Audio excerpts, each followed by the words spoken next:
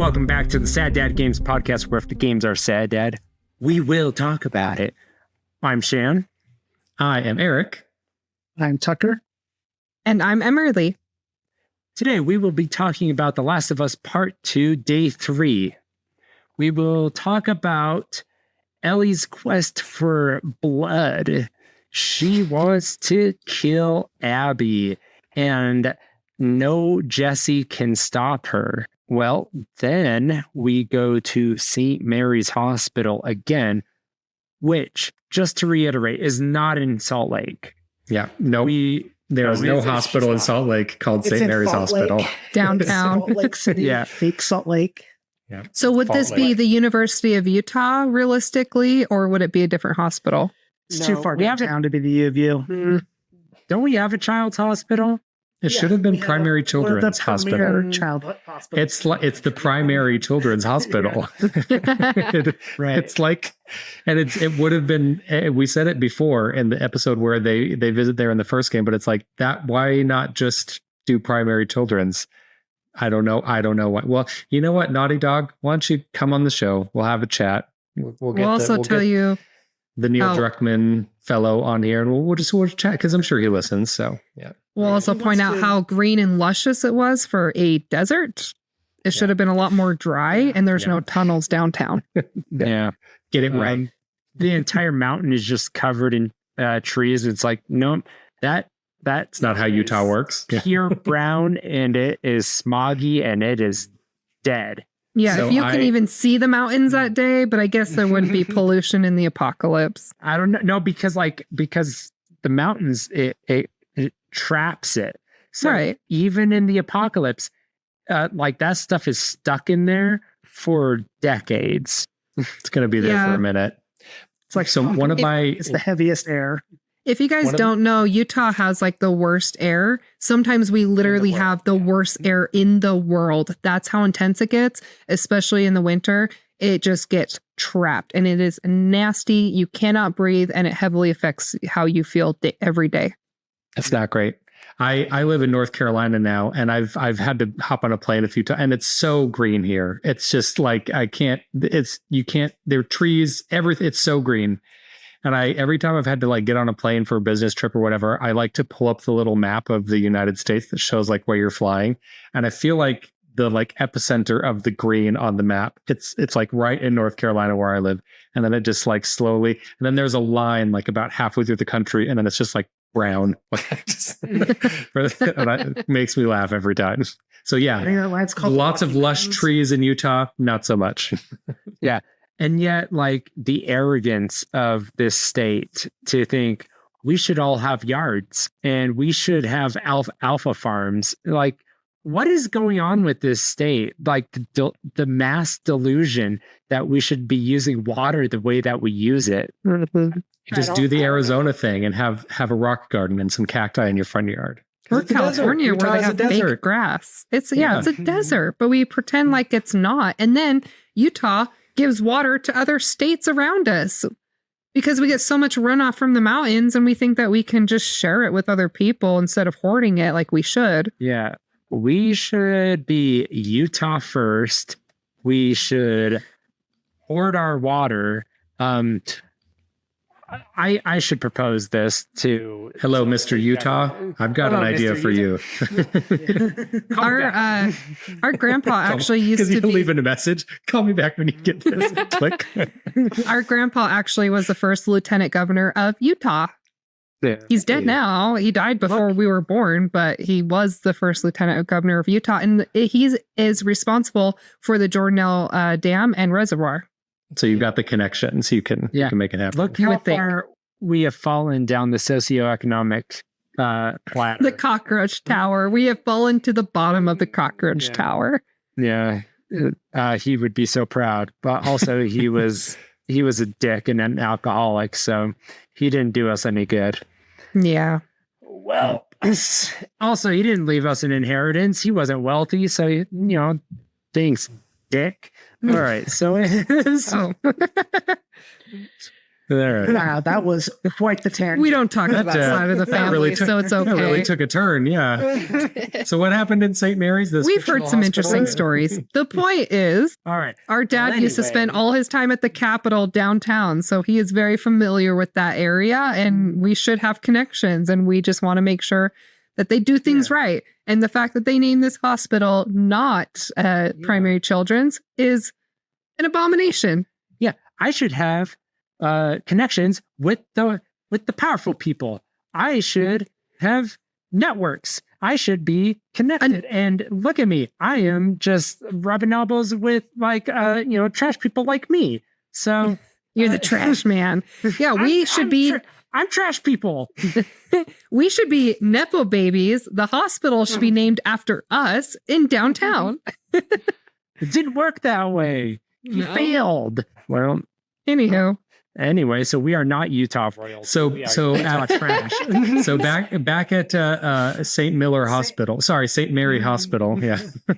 All right. Well, anyway, so the point of this scene is that Ellie just can't get that nagging voice out of her head that Joel is obviously lying to her, because anytime that she tries to say, "Hey, Joel, maybe there's something to this like firefly thing. Like, remember my birthday when I saw that graffito of the firefly symbol?" And you're like, I'm not even going to mention it. And we just walked away. And then a year later, I was like, "Hey, remember look at those people that are dead." And he's like, "Is now really the time?" And then we probably rode home in silence for 3 hours. Perfect amount of time to say something then. And then here, he chases after her. She sees the aftermath. She finds like some. So this is a flashback, right? Where they're at St. Mary's Hospital. And It's 2 years ago. Yeah, sorry. I'm trying to remember the timeline. So it's 2 years before the Last of Us Part 2 starts. No, 2 years. Yeah. Okay. So 3 years ago, birthday. 2 years ago, the Tommy encounter with the guitar strings. Yes. And then this is 1 year ago, I think. And I don't specifically remember, but that sounds right. They all seem to take place like in the summertime, so that sounds right. So then we find out it doesn't take that long to explain what Joel did, because he it's like they wrote down like, okay, if Joel were to explain this to Ellie, how would he say it? And then they wrote down a version. They're like, too many words. Let's do another draft. Too many words. Let's do another draft. They got it down to like, you would have died. I stopped them. Like, as few words as Joel could have possibly used to explain the cause effect of like what the stakes were, how I responded. Well, I really like the scene because, again, Joel, in as few words as possible, but the point leading up to where Joel finally confesses, I think is really interesting.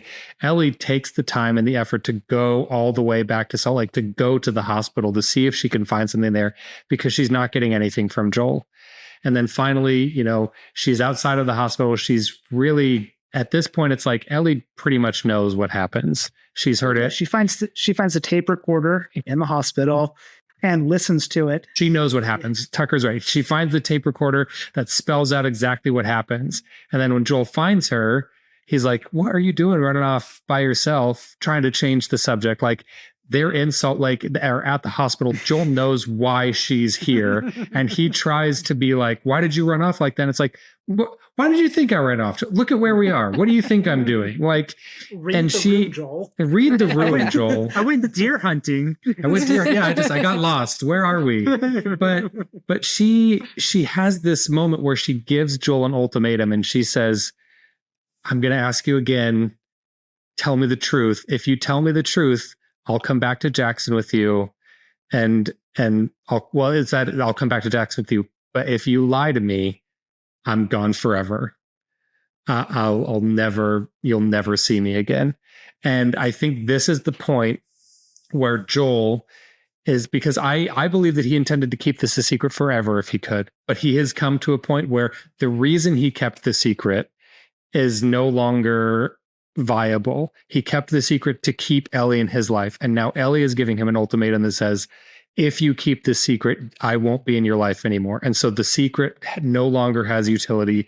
Joel has to be honest or he's going to lose Ellie. And so then, like Shan said, in as few words as possible, he tells her. But Ellie has this awesome where she's like, she says, tell me this. And Joel kind of looks down, and the mocap in the scene is so amazing. He looks down, he's kind of shuffling, he's struggling to find words. And Ellie looks at him like you can just see this earnestness in her eyes and these tears kind of welling up in her eyes. And she goes, just say it. Like she knows. She's like, she's basically saying, I know, Joel, I just need you to tell me. Was there any part of what he said that she didn't know? Like any nuance to it? Like that it would have killed her? Or that he stopped them to the degree that he stopped them? Any part of that like made it bottom out? Because like she kind of like freaked out after that. So which part did she not know? Or is it that he told the truth that she freaked out? Like, I'm trying to understand why it was him telling her that made it her reality collapse. I don't feel like she knew it was going to kill her. Yeah.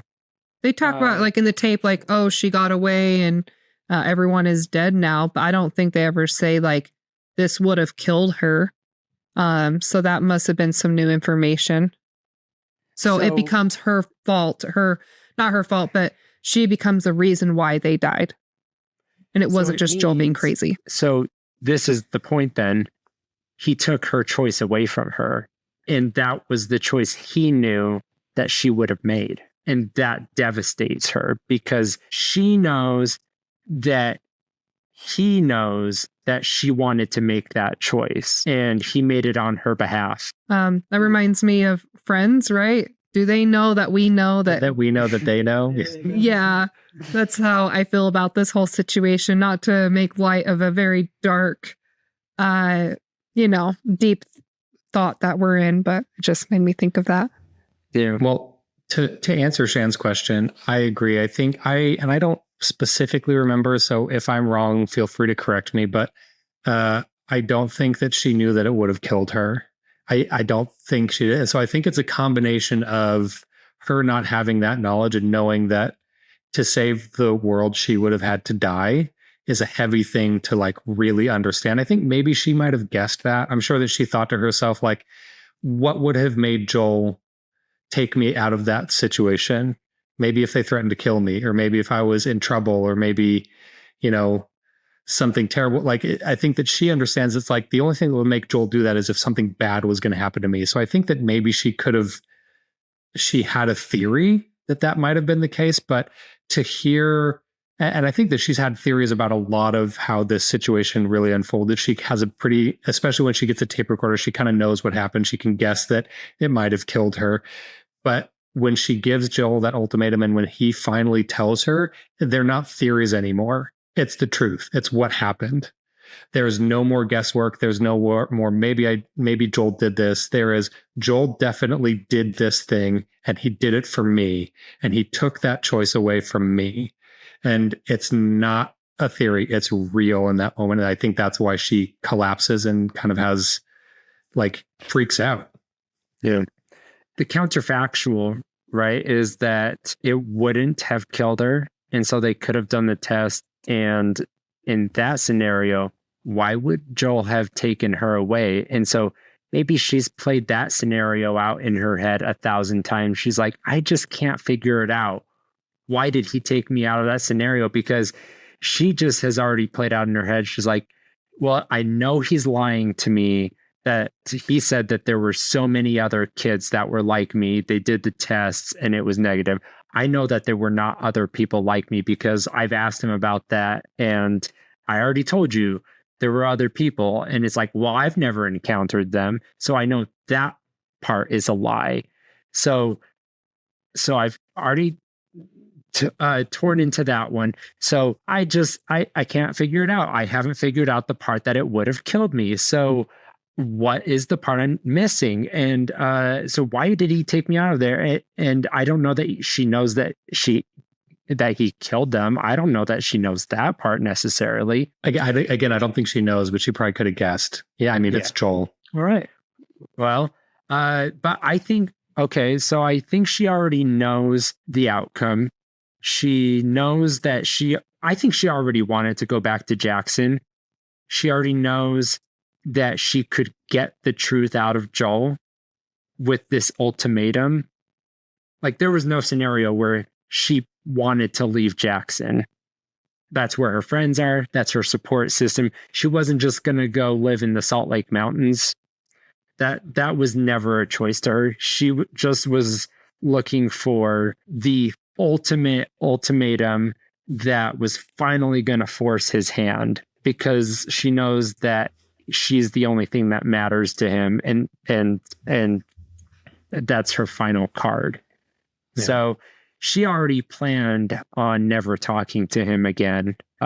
She just needed the final truth. Yeah, and I love how this situation ends, because I think it just reflects this skill that Naughty Dog has to perfectly create not ethically, but like ambiguous situations that make the player go, man, I don't really know what to make of that.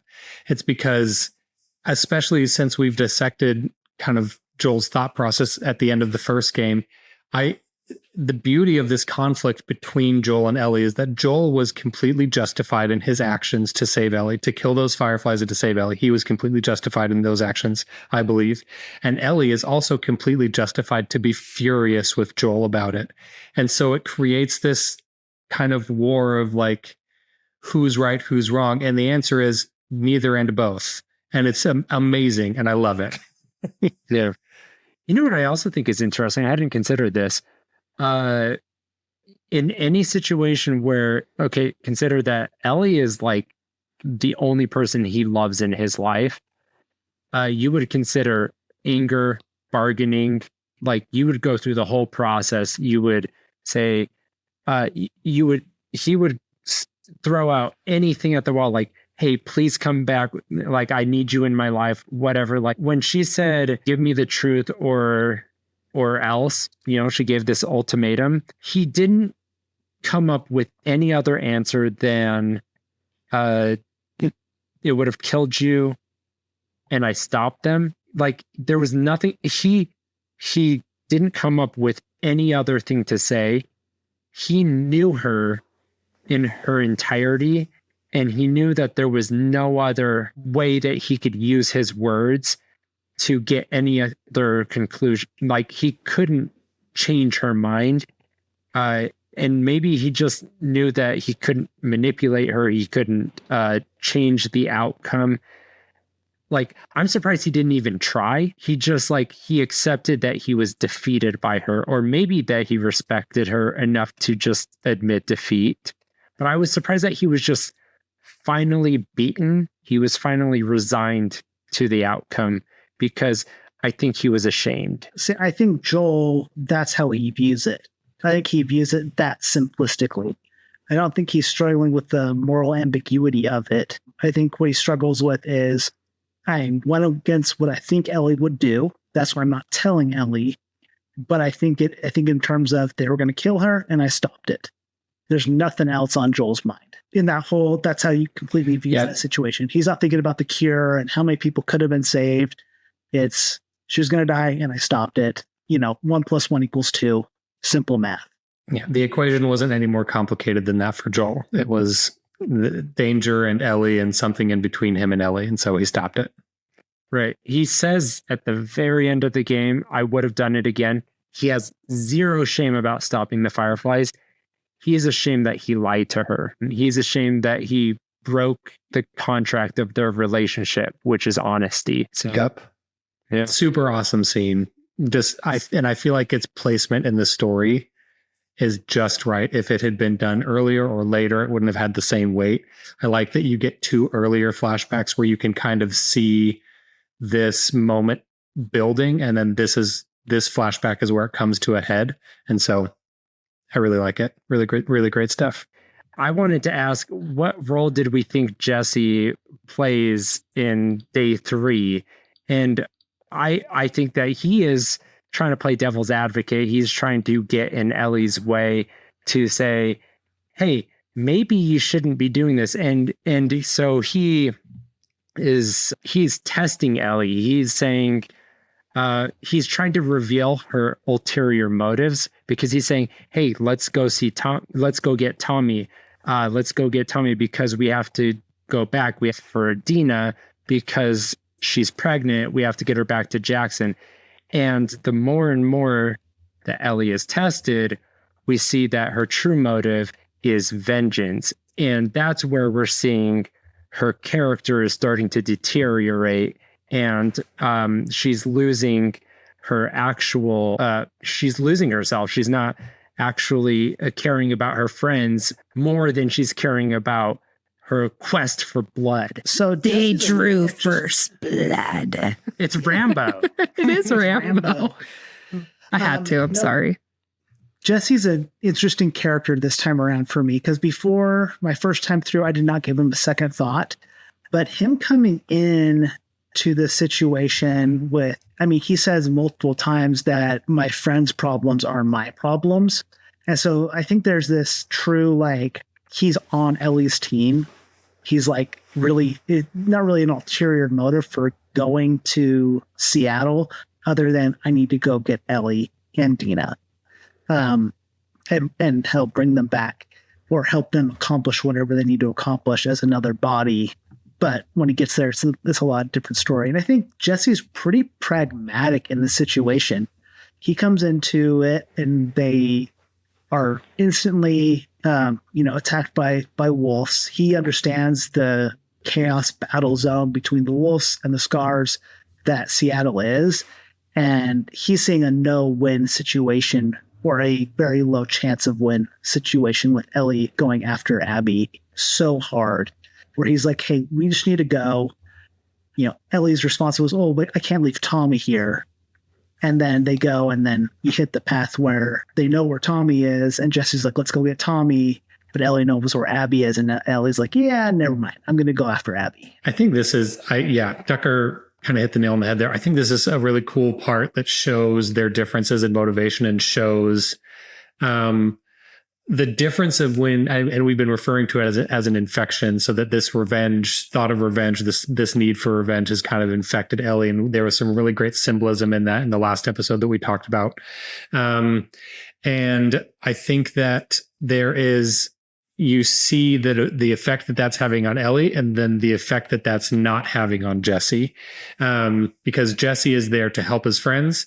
He's there to avenge Joel if he can, but that's a secondary motivation. He's there to help his friends primarily. And so I like that line a lot of at the beginning where, they're at the theater and they're talking about what to do with Dina's situation, her being pregnant. She needs medical help. She's getting pretty sick.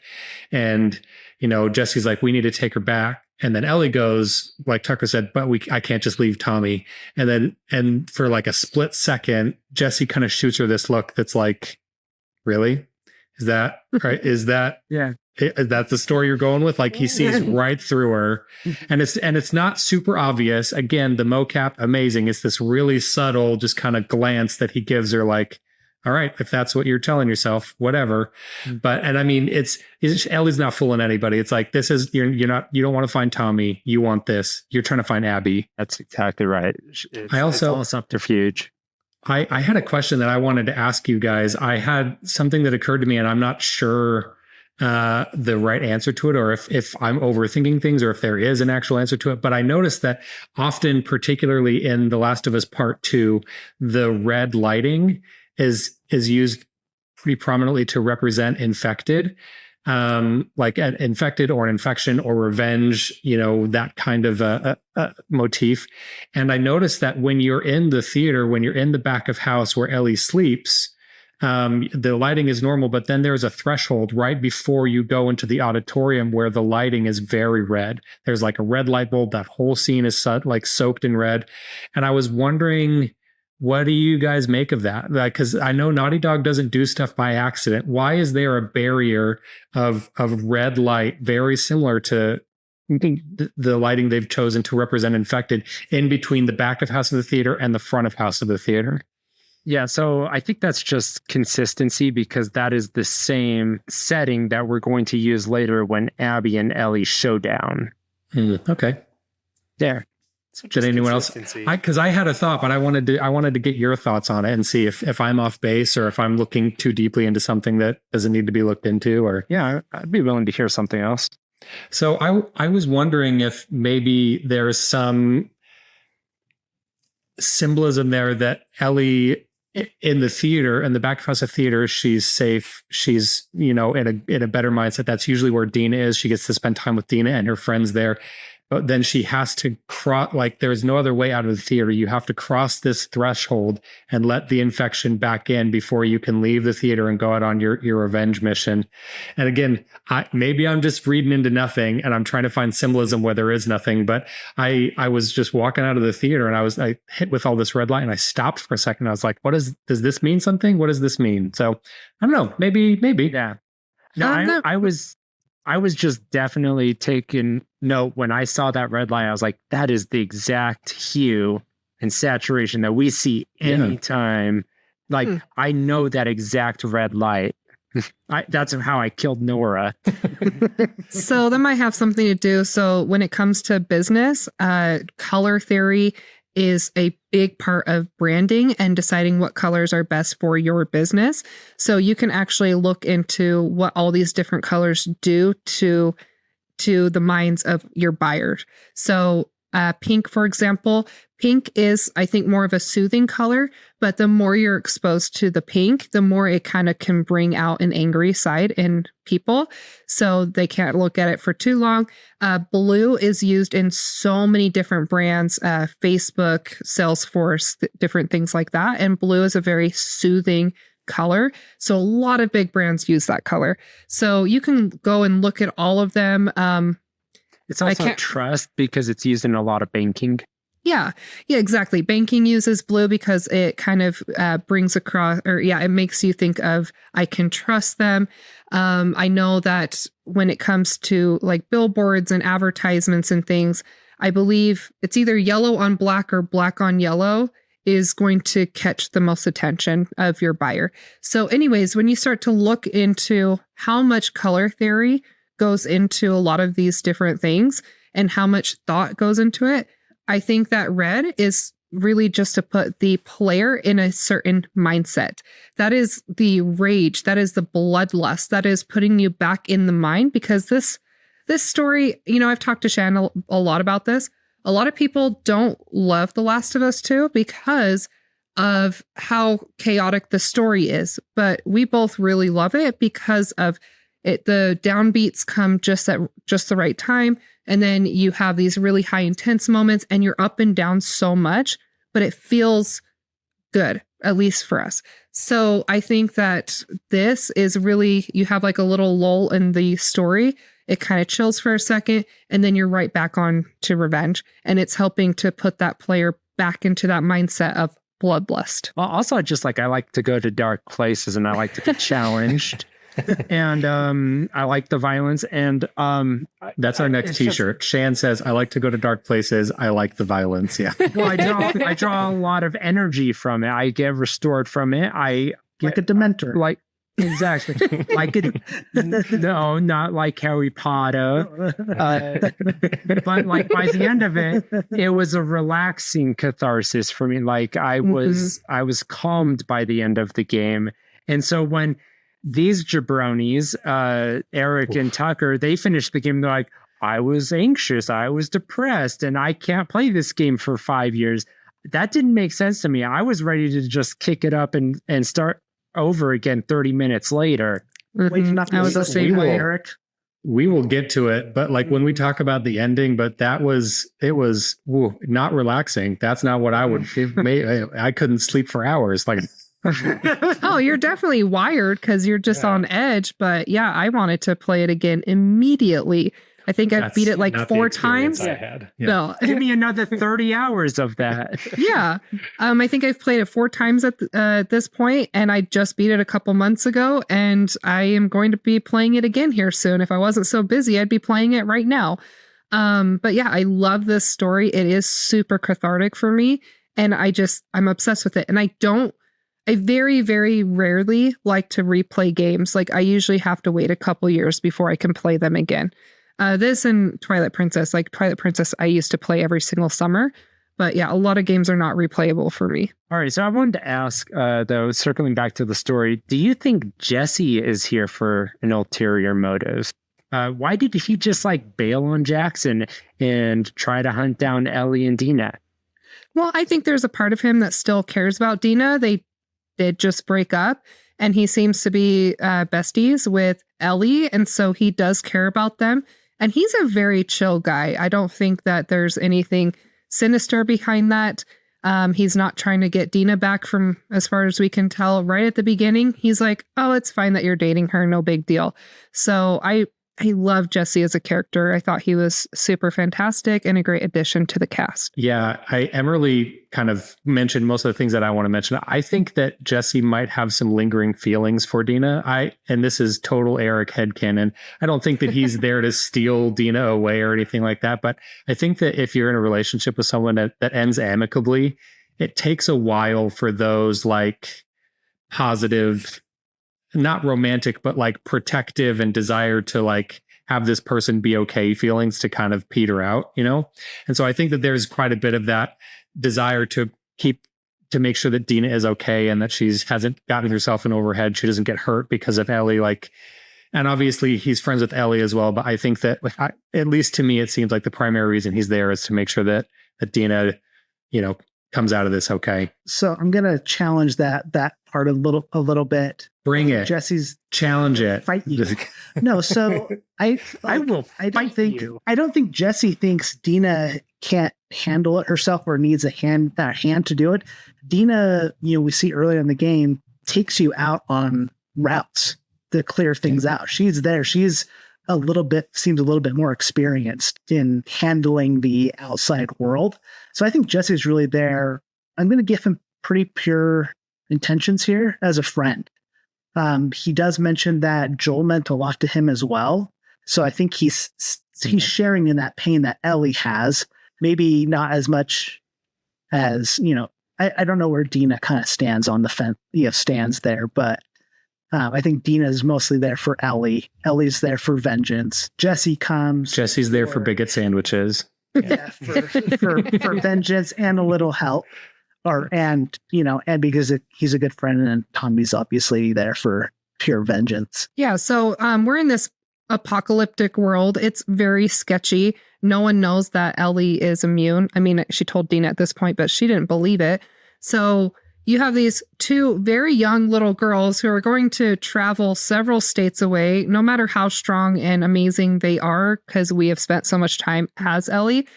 That doesn't mean that you're not going to worry about them traveling several states away to go seek revenge, especially when you know that this group that you want revenge on is a very large group.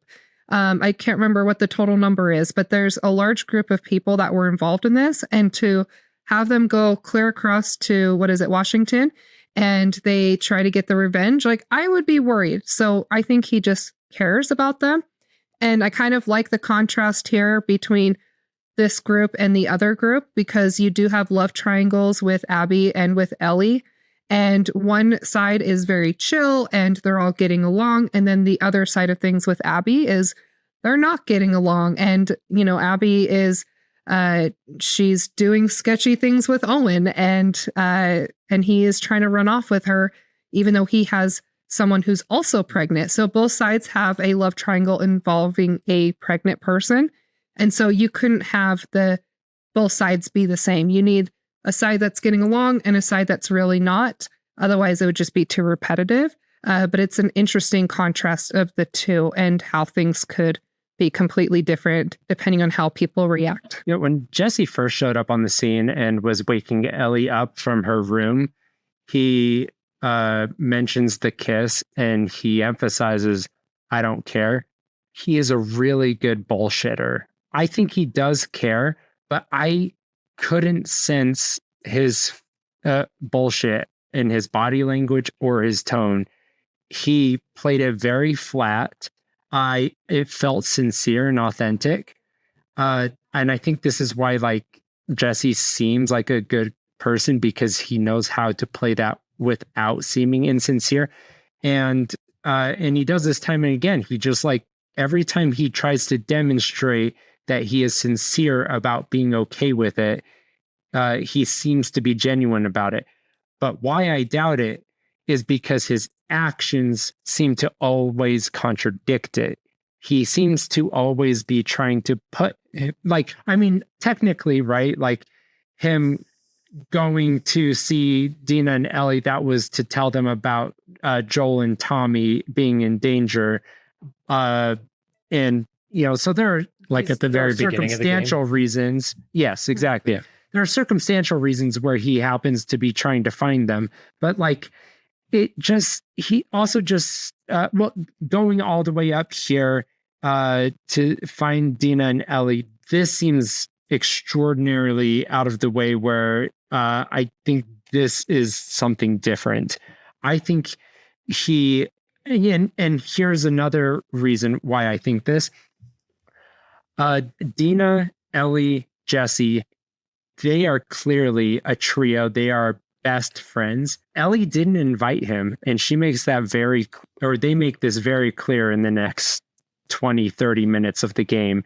And he says, hey, if you had invited me, I would have come. Why didn't you invite me? And what does he say? Or she say? She's like, I didn't think you would be okay with all of this. Yeah. Yeah. I'm surprised she let Dina come. Yeah. It's like, really? You didn't think Jesse would come? Like, what have we learned about Jesse at any point between the beginning of the game and now? And what do we learn about him from now until the end of the game that would ever denote that he would never come on this adventure? Nothing. He would definitely have done it. So we know that Ellie thinks that it would it's because she wants to be with Dina and is protecting her relationship from Jesse. She still sees Jesse as a threat to her relationship. So I think that she knows that she is still sensing that there's something with Jesse. And that means that I believe that Jesse actually is still feeling something. What I'm going to say she would know better than we would, is all I'm saying. What I'm going to say is going to derail this section. So if you have something to add to this part, Tucker, go ahead. So didn't Dina just tell Ellie, I'm going with you regardless? I don't think Ellie actually invited Dina. I think Dina invited herself like a poor party guest. Well, plus they had Maria who like they thought she was going to stop them. And then she kind of does end up helping them, but they almost had to probably sneak out of there. So having a lot of people leave probably wouldn't have been the best. I don't know. I still think Jesse is a fantastic character. I'm on his side, and I can see where maybe Ellie, if she had the choice, she is trying to figure out what was that kiss from Dina because she's not sure. And so maybe she also is taking this time to have that space where they can, kind of slowly figure it out if that's something that is going to turn into a relationship. I mean, they did have very intimate moments in Jackson. People have intimate moments all the time without having a DTR. Like, go to BYU Provo, and people are always having NICMOs. Like, that is totally a thing. So that doesn't equal a relationship. There was a little bit more than a NICMO. I don't know. It blacked out. My imagination says it was nothing more than a NICMO. It is a peck on each kiss. It's coming off. Just a little kiss on each cheek, and then they were done. Yeah. There you go. Maybe they all of Seattle day one just defining the relationship. If Jesse was there, that would have been pretty awkward. Okay, but that is part of the journey. Yeah, it would have been really awkward with Jesse there. Maybe they just soaked a little. There you go. But it's still cool of him to like go and try to help them out and go into the wolf's den with them. And I'd be scared to go all the way out there by myself. All right. So we're heading out of the theater, right? Yep. And we are moving through, I think you go through a turnstile and you have your first wolf encounter. Now, this was a really funny moment for me because I don't like this part, right? Because you're just kind of like being bombarded. You have very little you don't have very much to hide behind, and they're all just coming at you.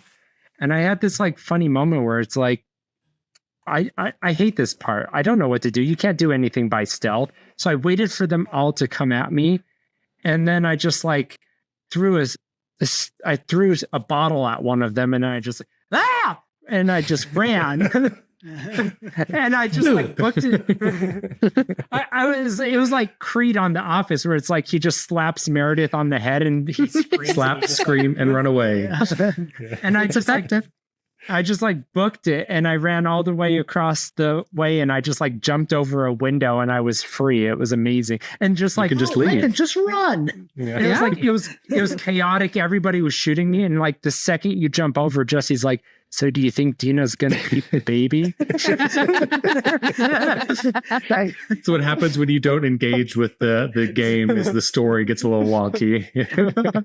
Now that we're completely safe, let's have a conversation. Yeah, That's ludonarrative dissonance right there. Oh man, that was hilarious to me. Was that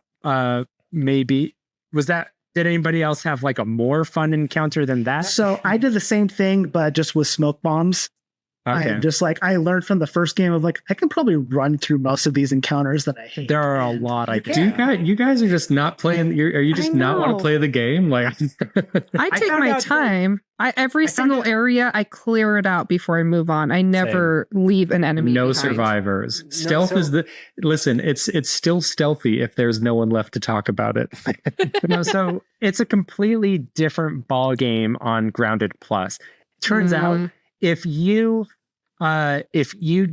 just run through an area, then you actually end up with more ammo and more health.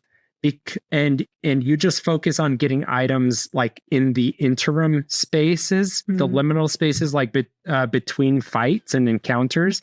You actually end up with more health and more items than actually trying to take people down. So actually, it's a net positive. And you just like focus on like healing after you've been like shot once or twice. Well, I'm not crazy enough to do Grounded Plus, so I guess I just haven't gotten to that point where I need to run past them. But I can see where that would be necessary. So I'm a normal difficulty guy. That's my jam. There's like 3 strategies to Grounded Plus. There's the bottle and run. then there's then there's the stealth body drop, right? Where you just like drop a body and then wait for them to come around, so you just keep dropping the bodies. And then there's the perfect run, right? This is The Day After Tomorrow Tom Cruise movie where you have to reload the game at least 50 times because you can't waste a single bullet and you can't get hit once, and you have to do a perfect run. Yeah, Those are the only 3 ways you can play in Grounded Plus on every encounter. Did you say The Day After Tomorrow? Or do it's Live, Die, Repeat, The Edge of Tomorrow. The Edge of Tomorrow. Okay, The Day After Tomorrow is the end of the world movie. No, I'm just making sure. I was like, I don't remember him being in that You movie. did it wrong, Shan. Yeah. You did the movie wrong. You can also like do, I guess you can do like a pure stealth sometimes, and you can do a half stealth run. Half Or stealth, then run. you could go classic and slaps only and go around and just slap everybody. I had my favorite encounter later in this area, but no, maybe it's in the next section. I continue. Was it on the boat?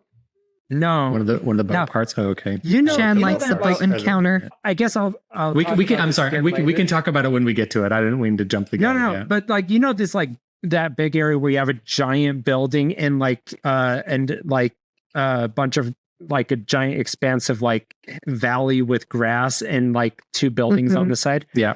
And then there's like a sniper. So I like immediately like got into stealth and started crawling, and I used 1 bullet. I sniped that guy, and then I just like ran up the building before anybody shot me. So 1 bullet, didn't get hit, perfect run. That's Proud of you. amazing. Yeah, and I didn't like. Usually that place takes me like 45 minutes. That one took me like Easily. 2. Bullet.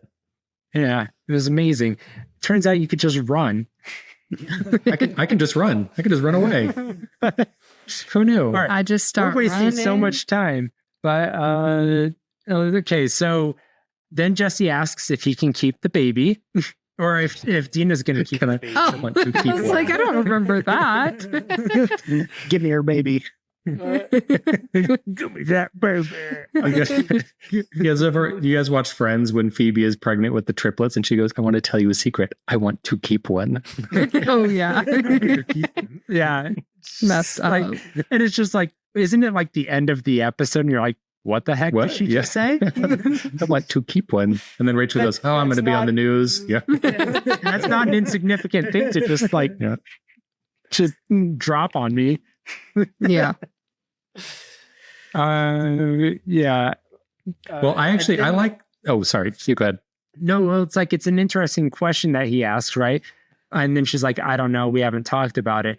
Later, he's like, oh, my mom's going to be so excited to find out that she's going to be a grandmother or something like that. It's like, well, suddenly you're just assuming you're going to be a dad. That's an interesting jump in logic, but okay.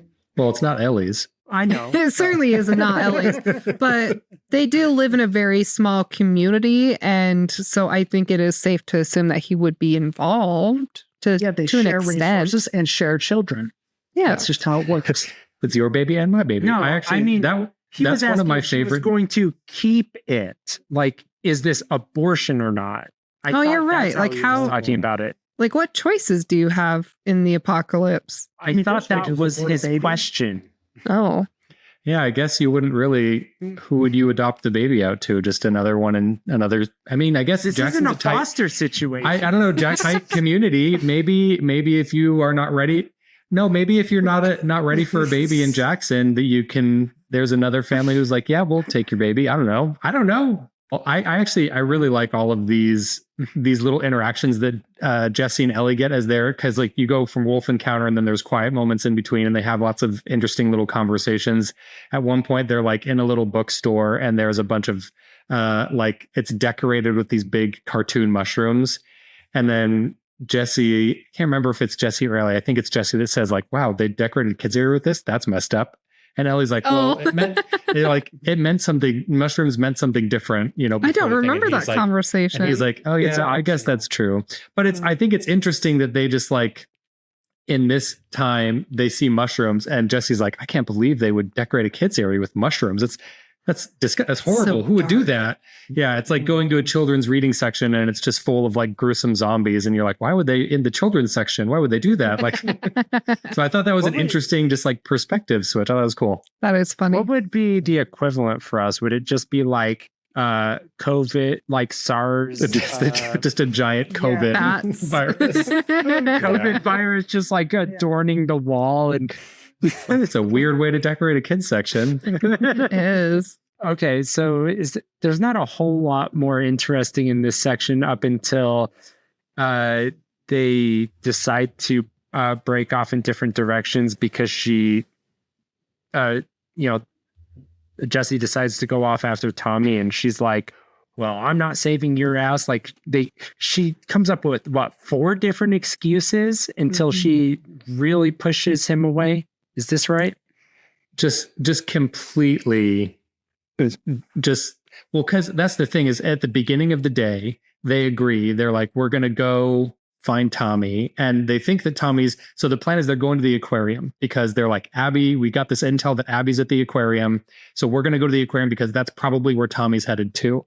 And then like when they're about halfway to the aquarium, they hear some other wolves talking about like, there's this sniper that's causing him trouble, and he's over here in a different direction from the aquarium. And so Jesse's like, well, obviously that's Tommy. And Ellie goes, we don't know that. And then Jesse's like, so really? Like, of course it's Tommy, you idiot. And then I don't remember the exact instances, but he gives her a couple more chances to be like, this is definitely Tommy. Let's go. And Ellie, very like with no unclear terms, is like, no, I'm going to go over here. She's like lying through her teeth. She's trying to convince herself. She's like, yeah, Tommy's probably headed that way to Abby too. I think the best way to get to Tommy is we got to go to the aquarium and find Abby because that's where Tommy's going to. And Jesse gives whatever you need to tell yourself, Ellie. Like, Love Ellie's excuse here when just that of, oh yeah, it is probably Tommy, but even if it is Tommy, he's going to be heading to the aquarium anyway. Let's just go there and like wait for it. Yeah, two birds, one stone, you know. Yeah, two birds, one stone. No.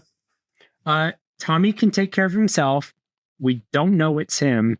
The best way to take care of him is to go after Abby. If you do this, I'm not saving your ass again. So by the fourth time, it's just straight up at an attack. But 4 different ways that she just can't say that she's not thinking about Tommy.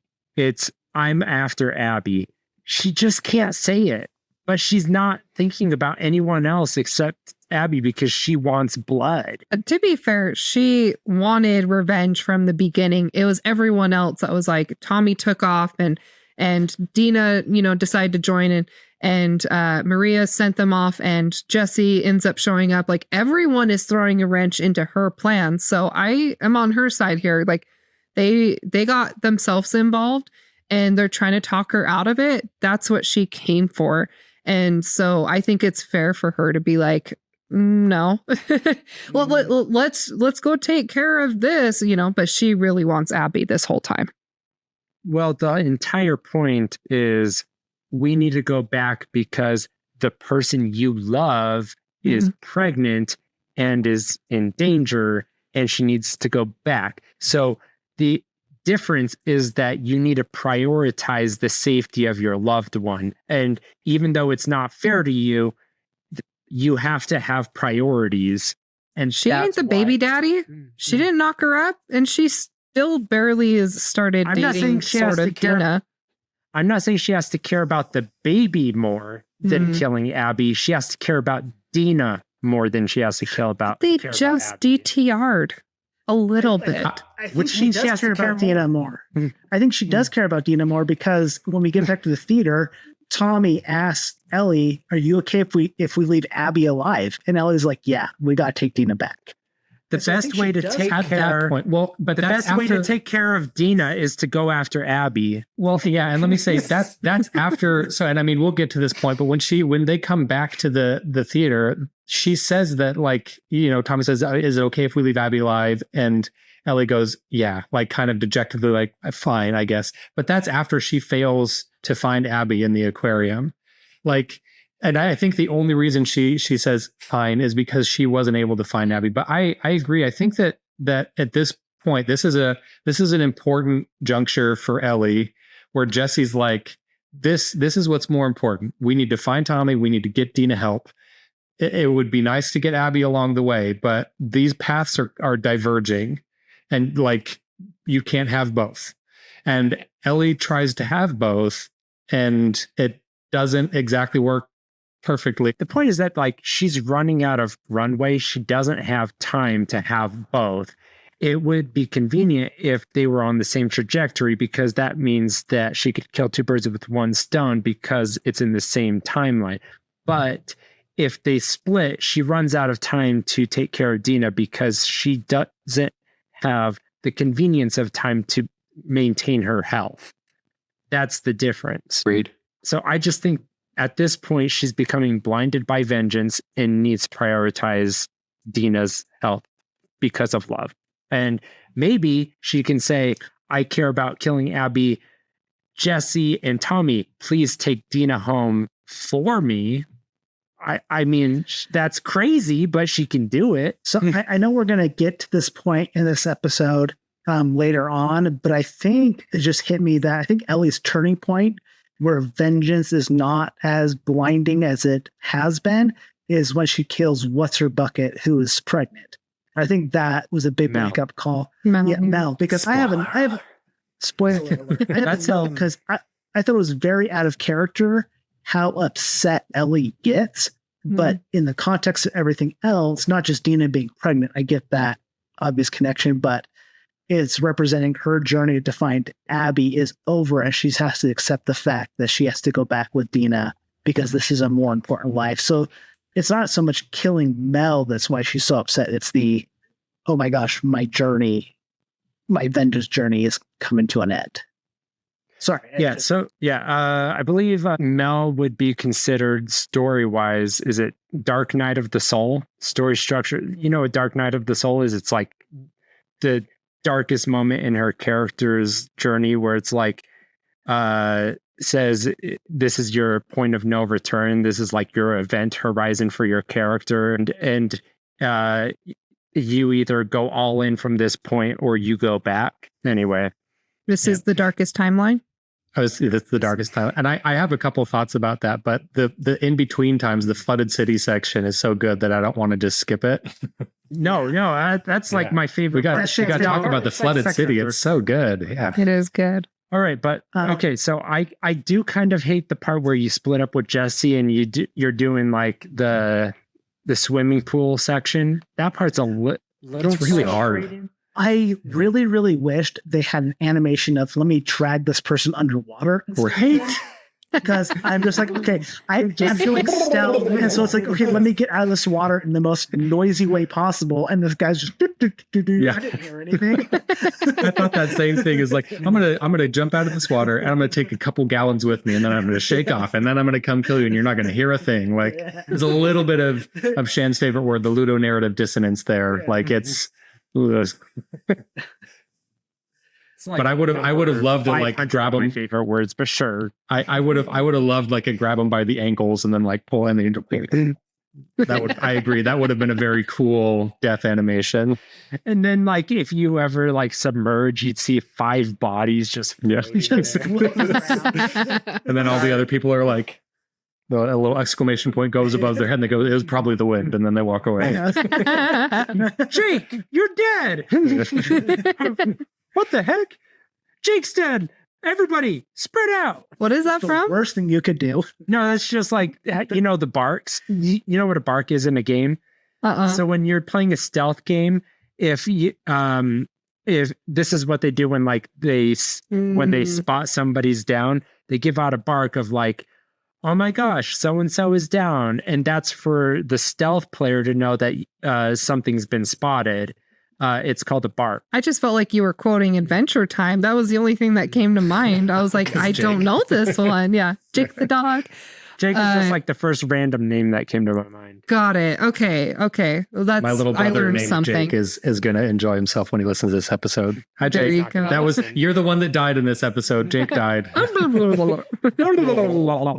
Okay, but like you guys said that this section is not great because of the mechanics. Is that what you're complaining It's about? just really tedious and frustrating. Yeah. Okay, There's not a and I great have to stealth bring this up area every single going back and time. forth. Shan has heard this rant too many times, but I always come back to the first Uncharted with that GD Sea-Doo. It is the worst sequence of any game. It is the worst mechanics ever. I hate it with the fiery burning passion of hell. So anything is better than the Sea-Doo section. So this part I don't remember it being that frustrating. Like maybe a little bit, but I don't remember it being bad. I thought it was pretty cool with the scenery. It's pretty easy to get spotted. And so you're constantly like killing one person, jumping in the water, going back into stealth, jumping up, being spotted, jumping back in. It's just like a whole lot of that cycle, and it gets a little tedious. Okay. And they bottleneck you into one area to cross to the other side. There's not multiple ways to get across, and that's really frustrating. Yeah. in that area. There's not a lot of player choice, it feels. I mean, there kind of is, but I was going to say, if you're playing on a lower difficulty, like again, medium, I think that there's a little more room to improvise and like, because there is a little bit more forgiveness with the stealth and stuff. I mean, even on medium, the enemies are still pretty alert and are quick to spot you. So there's a lot of like kind of frantic running. Yeah, but I usually try to tackle things as stealthily as possible, you know, for just to conserve bullets and materials and things like that. But this section, it's harder to be stealthy. You kind of have to pop out of the water and, hey, I'm here. And then you do what you can and you run to a corner and you try to lose people, but you can't really just full stealth it.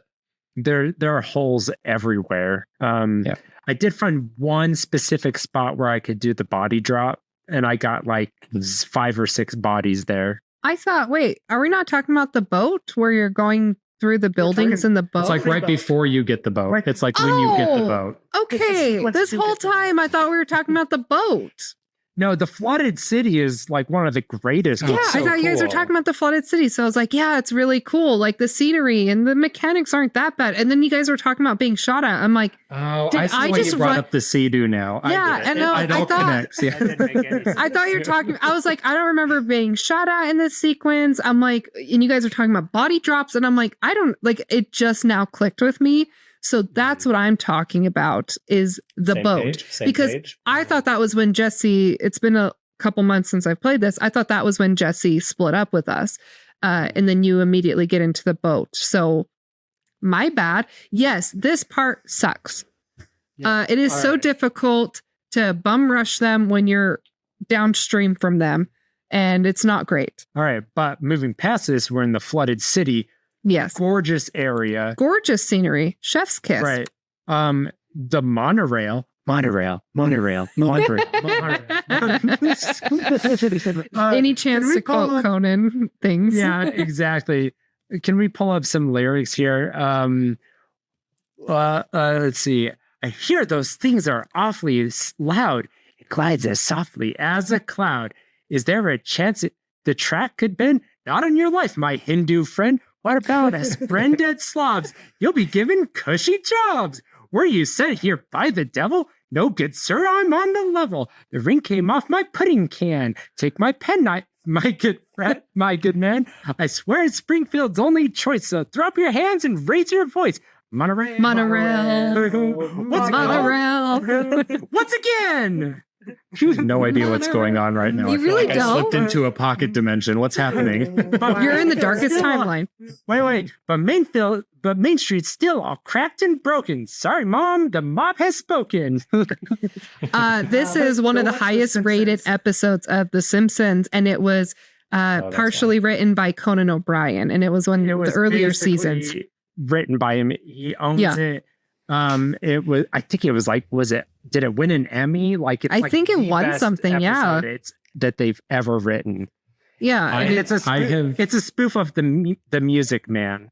But this idiot comes to Springfield, and instead of selling them instruments, he sells them a monorail that like bankrupts the city, I believe. Yeah. So Shan I am also Team Coco. We're Team Coco, but Shan has been obsessed with Conan O'Brien for years. Yeah. So for him to be credited with this episode just makes it that much better. That was very beautiful. Yeah. A little behind the scenes, Tucker just sent a link in the group chat. I'm assuming to the monorail thing. I'll have to check it out. It's the monorail song. Yeah, it's really good. Thanks for being on top of that for me, Tucker. I appreciate it. Helping me be more culturally literate. Zeitgeist, like all millennials should know the monorail song. So I have only sporadically watched Simpsons. I wasn't allowed to when I was younger, and I kind of, by the time I was older, I watched Futurama, and I kind of vibed with that more. So I've watched the crap out of Futurama. Make a Futurama joke. I'll be there for that. For people that don't understand this, we all lived in Utah, and there are a bunch of pearl clutcher parents here. And so there's like a subculture of millennials here that had like a very repressed like childhoods where like the Simpsons were too far.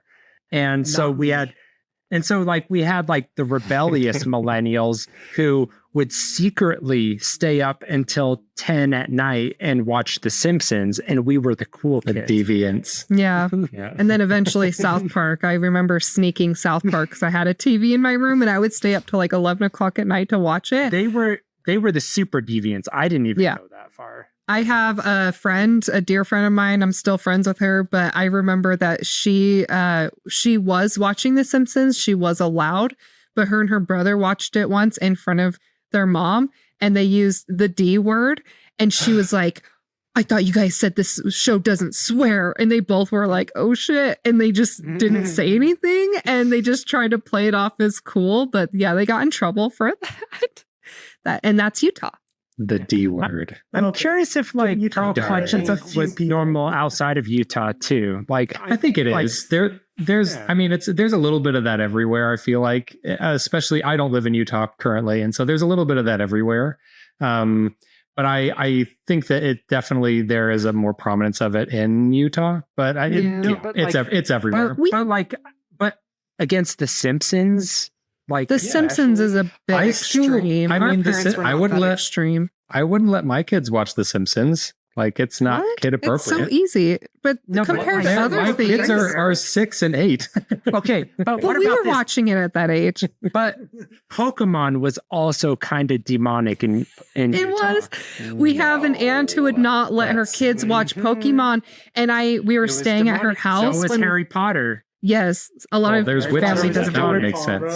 Yeah. But we were at our cousin's house, and I remember I was like, I just want to see what episode it is because I was so obsessed. I was so tiny, and I turned on the TV, and a couple of my cousins ran upstairs and told on me, and my aunt screamed bloody murder because Pokemon was not allowed at her house. She was pissed. So yeah, like it just depends on the family. Our family, we were not allowed to play video games on Sunday. And we would like sneak it. Same. We took tape and we colored the tape. guys. Really? Oh, it's okay. We're fine. But I remember we Clearly took, super normal. yeah, clearly we're well-adjusted adults. But we would take tape. And I remember that my siblings like, took Sharpie to the tape and like blacked it out and then put it over the red light on the front of the N64. And we would play video games on Sundays. And then anytime my parents would come down, we'd hear them and we'd be like, oh shoot. And so we would try to switch over the TV. And we were always trying to hide that. And then, I don't know, when we got a little bit older, Shan bought Resident Evil games and my parents just stopped. With lemonade stand money. Yes. So he was able to kind of get away with that and we just kind of snuck it. So, we were playing naughty games. Yeah. Also, like our dad, who like still doesn't understand he has ADHD. It was really like he would ground us like every week because I've never been grounded. he was Just Shan? Yeah. Just Shan troublemaker. No, he had an authoritarian like father style to how he parented. And so it was just, oh, you're grounded for that. You're grounded for that. Oh, I don't like that you're not reading scriptures on a Sunday. So you're grounded for that. I'm going to take the Nintendo away from you.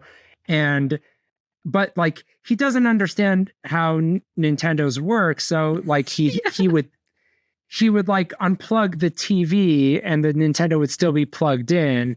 And so we just like wait till he left and like plug the TV back in, and then Nintendo would still be connected and we wouldn't lose any progress. Yeah. So, like, it was very easy to take advantage of him. The funny thing is like our dad is you've been a so sociopath smart. since the early days. Yeah. Yes. Our dad is so smart. He has a master's in business. He used to flip houses. He's he can do electrical work. Like he used to be a medical engineer. He's made medical devices that are still on the market to this day. And that was many years ago. Like he's a smart cookie. However, yes, ADHD and doesn't always understand how things work. And so I vividly remember exactly what Shan said. He came downstairs and he got so frustrated and he's like, rah, rah, rah, rah, rah, and like trying to shut it down. And we just weren't able to switch it over fast enough and pretend like we weren't playing.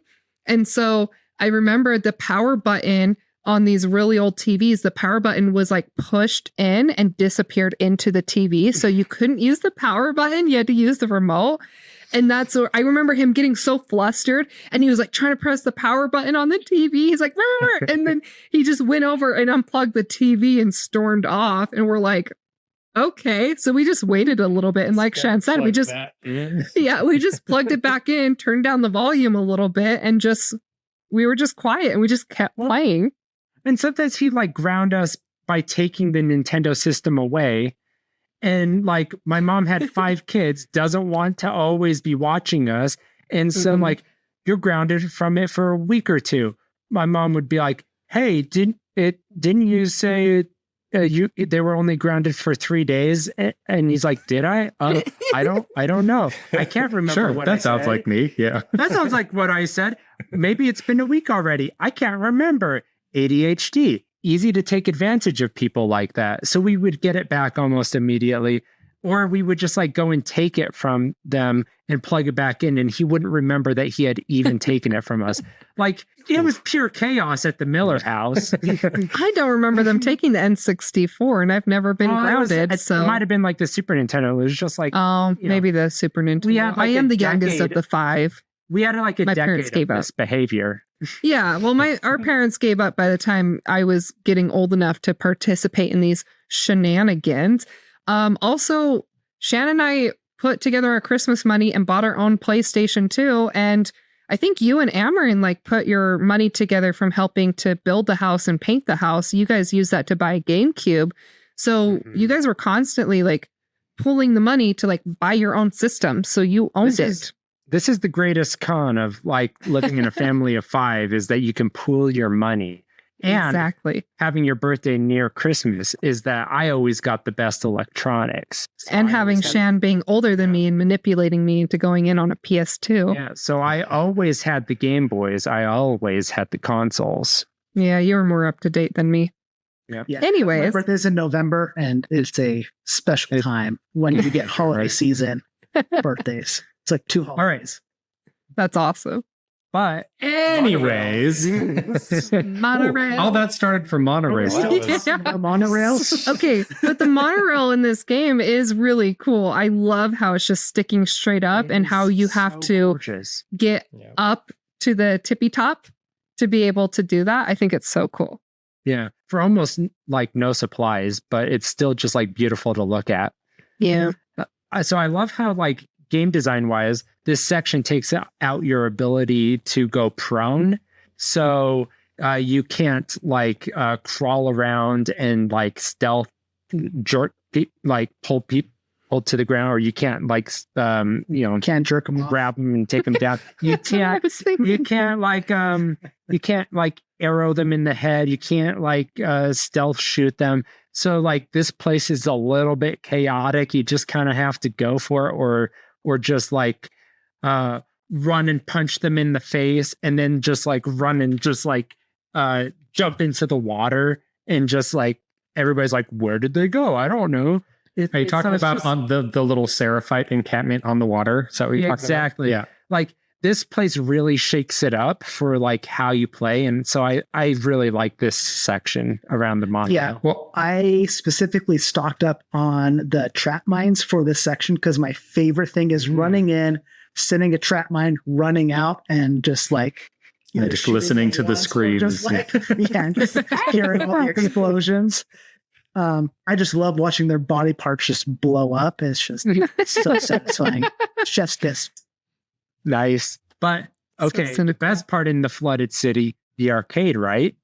No. I mean, it's amazing, but horrifying. I had a very like visceral experience coming back to the arcade because I feel like I've said this a million times. I played this game once. This is only my second time through, and it's been like 4 years. And I came back to the arcade and I had an immediate like recall, like fear response of like, I remember this place. Like, because I was like, pull up in the boat and you look in the arcade and I'm like, oh no, I don't remember why I'm afraid of here, but I'm afraid of here. And then, yes, I was triggered. Yeah. And it was, it's this encounter is so cool because even as a second time through the game, it completely caught me off guard. I was expecting danger. I was expecting bad things to happen because I've played the game before and I remembered being afraid here.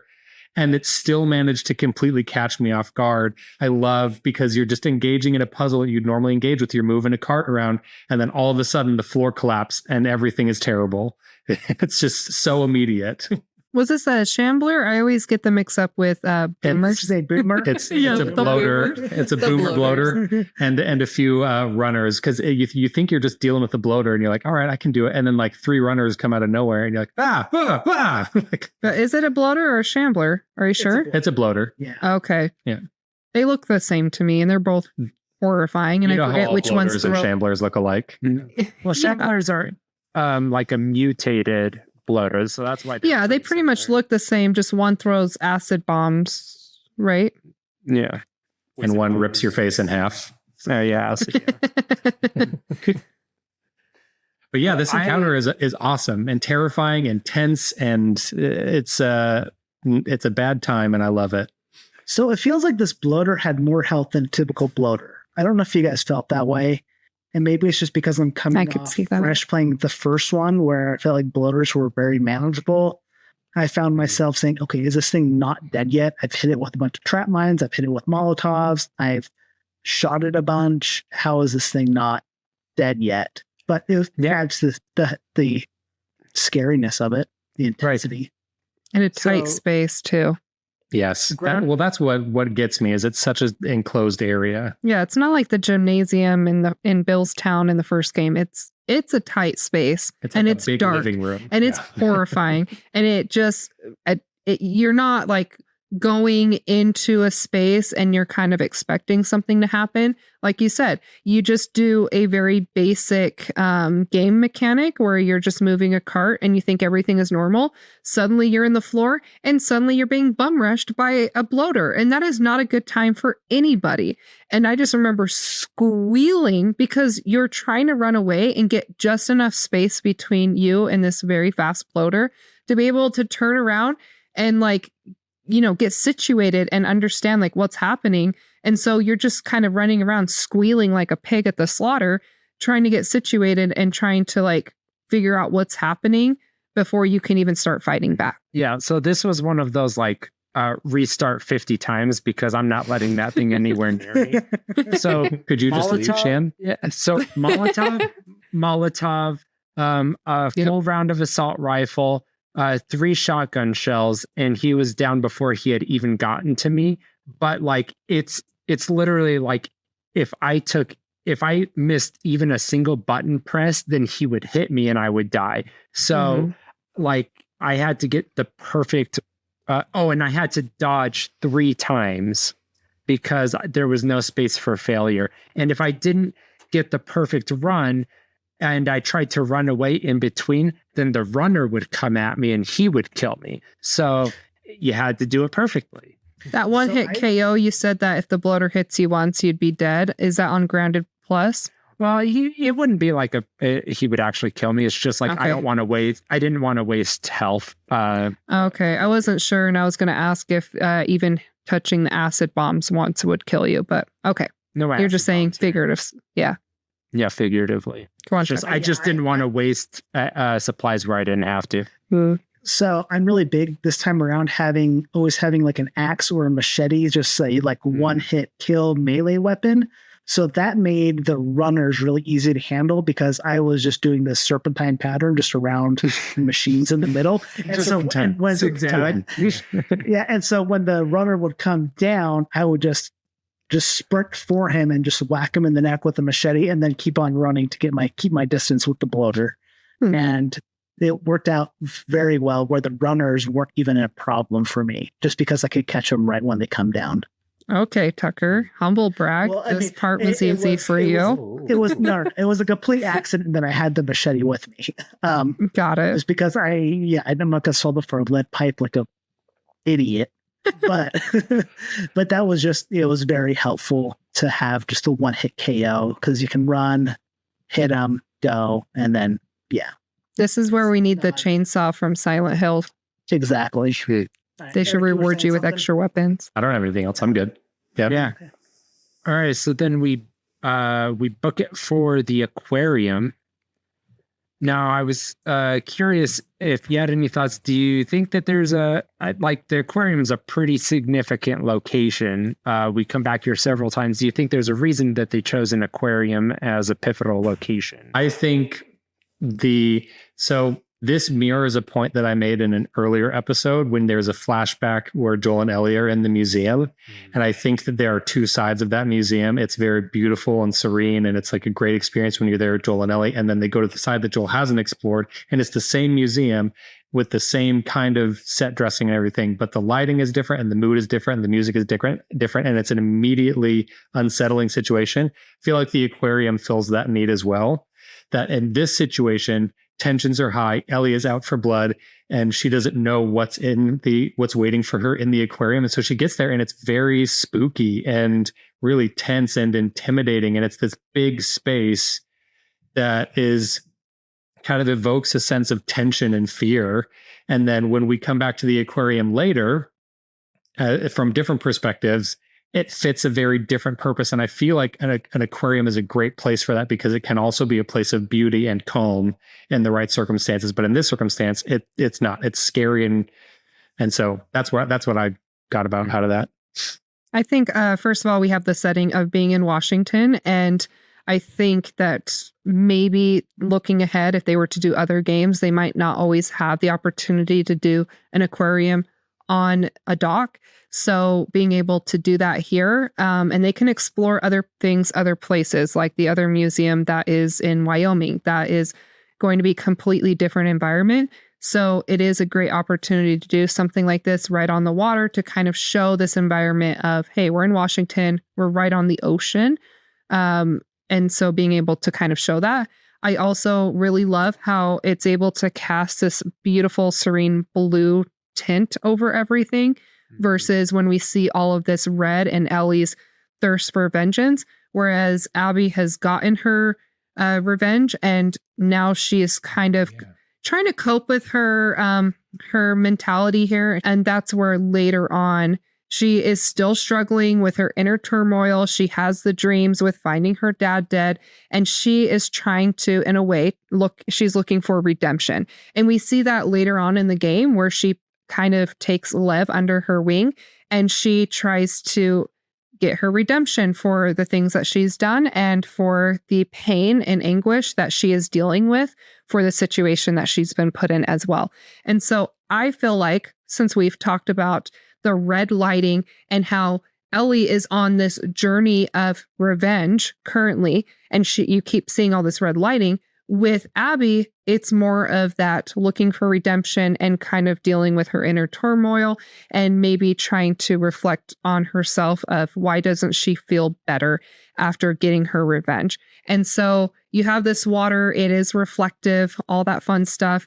And so, that could represent so many different things. Maybe we're giving the creators too much credit. Maybe they just are fish nerds and they really love their aquariums, and they just really wanted to bring that to this game. But another Aquaria.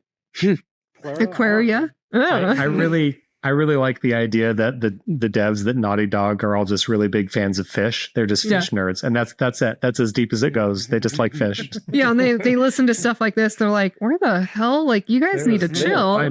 They are finding meaning where we just like fish, you guys. We just really love fish. Not to the extent that guy on The Boys loves fish. I don't know if you guys know, but there's a scene where someone has sex with an octopus, voiced by Tilda Swinton.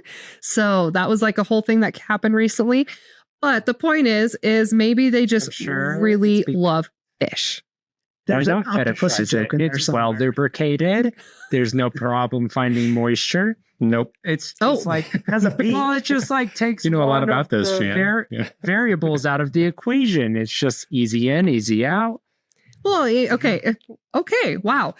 So you have the aquarium. No, that's not. They got a lot of suction to just kill everything. Well, there's a rumor going around right now that Tom Cruise has sex with raw fish too. So that's like a current thing on TikTok. Maybe we should just start rumors so that like we can get attention. Like that's the secret. Easy. It seems really easy. Yeah. So anyways, the point of all of this is I think it's really awesome that they have this aquarium, and next to the aquarium, they're able to do the Ferris wheel, and they're able to also bring in Abby's fear of heights, and they're able to bring that all together into this one special location for her. So it does a lot of things here. But besides that, I think it's really effing cool that you can go through this aquarium and you have to go through different entrances throughout the game. And you have to go through the elevator, but you also have to go through these cracked tanks and go through like the back entrances and kind of go through these like drained tanks. I think it's so cool. It's very well developed. Yeah, motif is probably not the right word here. I'll let Shan correct me, but I feel like water. It's redemption. That's the right. I think water is redemption throughout this whole story. No, I think water is a motif's not the right word. I think water Theme? is a very constant theme throughout this entire game. I mean, even the screen, the start screen is a boat on water. Well, The final Not right fight away. is on water. Yeah, finally. Yeah. the start screen of the game changes after you complete the game once. The first time you Oh. played, it's not a boat. Oh, yeah. you're Spoiler right. alert. Mhm. I don't actually remember what it is. It's a window like the first game, and then once you beat the game, then it's a boat on a beach. That's Yeah. right.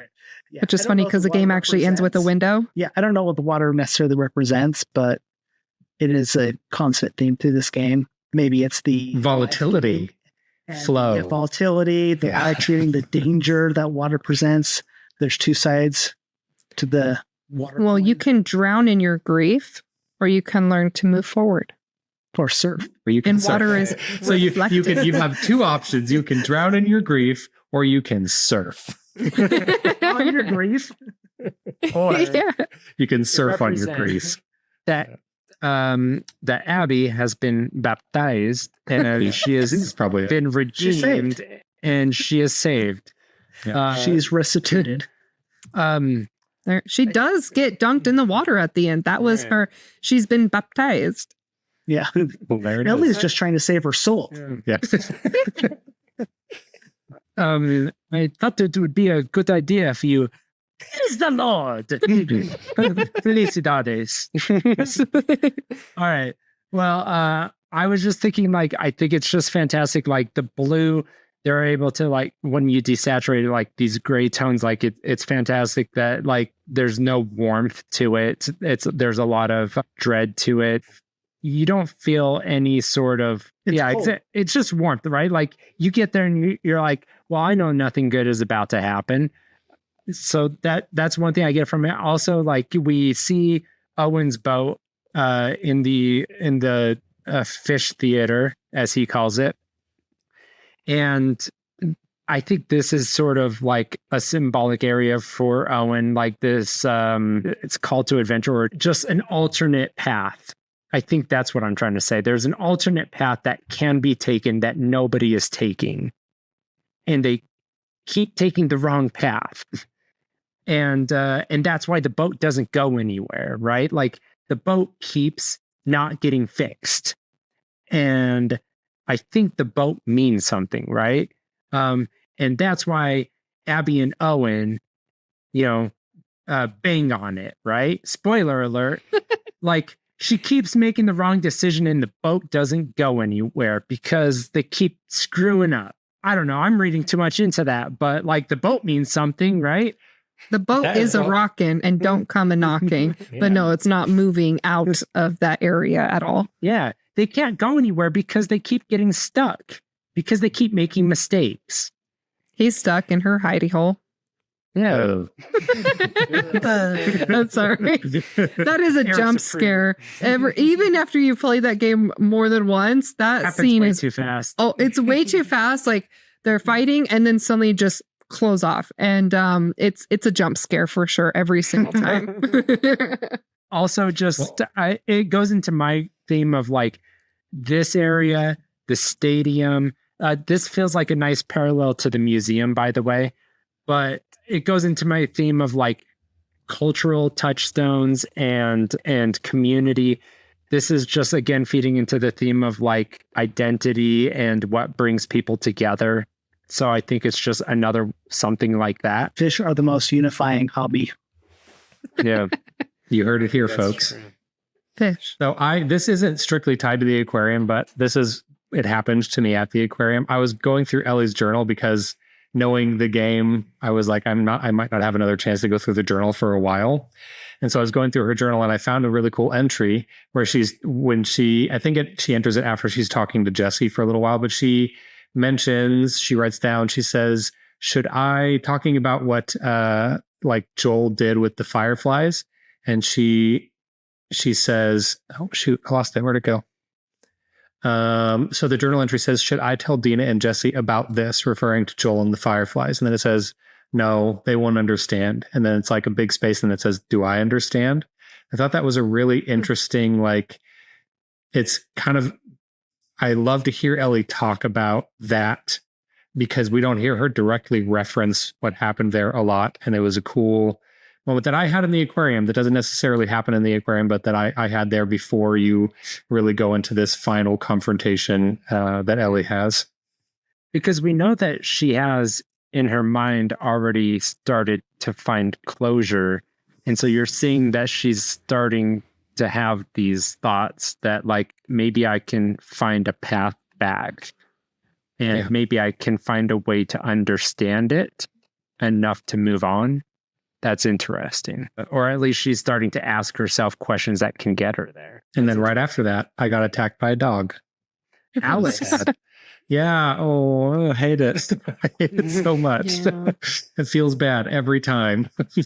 Well, it came at you. So what were you listen, supposed to do? and like, so at this is one of the cool things about this game. And I don't want to touch on it all now. I want to kind of loop it where it naturally fits in the story. But this dog attacks you as you're like kind of going through the aquarium. A dog jumps on you and you stab it and you kill it. And it's like, you get that same like, oh, I didn't want to kill a puppy, especially because after you kill it, it like goes off to the side and it like whines a little bit before it dies. And you're like, I'm sorry. You shouldn't have attacked me. Why'd you attack me? But then you just kind of keep moving on and you don't think much about it. But then later on in the story, you find out more things about the dog that stings. And so it's a great example of what this game does is it makes you experience something one way and then it makes you experience it again another way that puts the first way in different context and makes it more emotionally effective. So I'm going to throw this in here because I wasn't in the last episode, but the section where you're going through all of these grassy yards and you're kind of going downhill and you're getting attacked by a lot of dogs. And one of the dogs, when you shoot them, you hear someone screaming, "Bear, no!" And you end up seeing Bear later when you play as Abby. And Bear is the one that you're playing with at the stadium before you leave the wolves. So you're getting ready to leave and there's some caged dogs and you throw a ball with one a couple times. And yeah, you find out that one is Bear. So same thing where you feel really bad later having killed those two specific dogs. We also see foreshadowing in this section. We see bloody rags and she's like, what the heck is this about? This is Lev's bandages from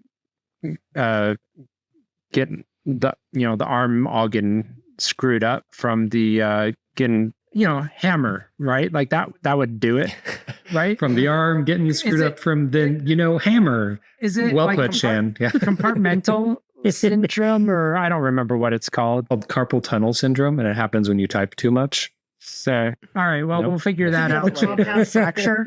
I don't remember enough about this, but like we're gonna focus on what comes after the more important section right here. We encounter Mel and Owen, and I think they give us like a little bit of dialogue before we get in. Just I think it's actually a kind of important, the dialogue that they sprinkle in, because it gives some context to some of their actions that they take later on. We hear Owen attacking Mel, saying, "How many times has Abby risked her life for you?" And then he tries to white fang Mel, like to try to get her out of there. Get out of here! I don't love you anymore. Go on, get. So at the heart of like this fight, we know Mel is uber pregnant, and Owen is trying to push Mel away because he's getting desperate. He doesn't want to be on the hook for this bebe, as Moira Rose would put it. And he definitely wants Abby by this point. We're going to find out, like, this is Owen's last moments. So he's definitely banged Abby by this point. So he's white fanging her. He's like, I've banged her. I know she's all in. I'm all in. I went all in on her, obviously. So I got to get I've got to get her out of the picture. I want her. She wants me.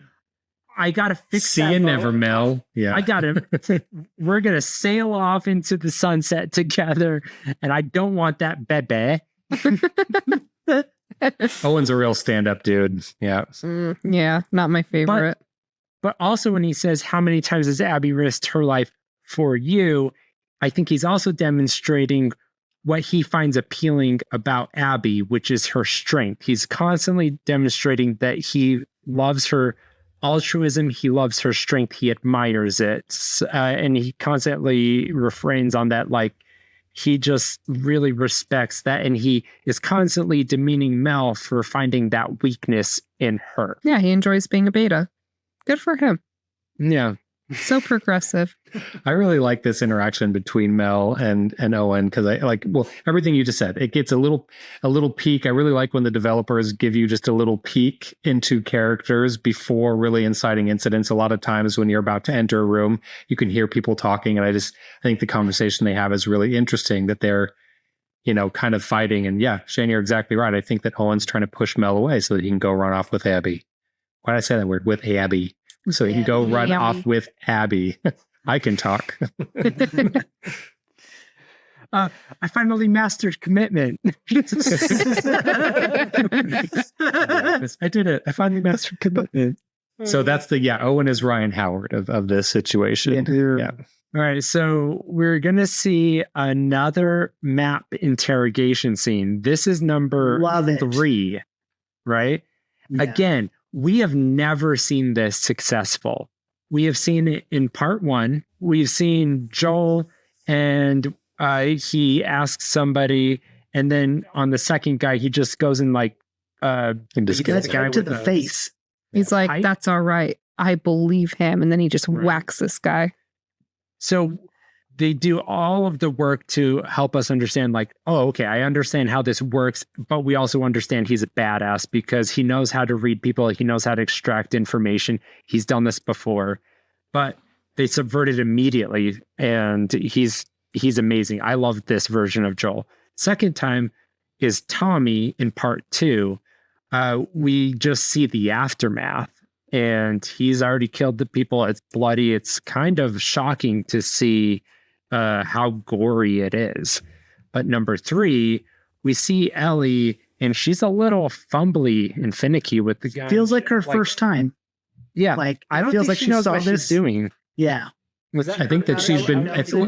That's the vibe I got for sure. I think that Joel has told her about this, or Tommy did maybe, or someone's kind of told her about. Actually, she references in an earlier chapter that Joel told her about it when they find Tommy's victims. She's like, yeah, Joel told me about this. So Joel must have told her about it.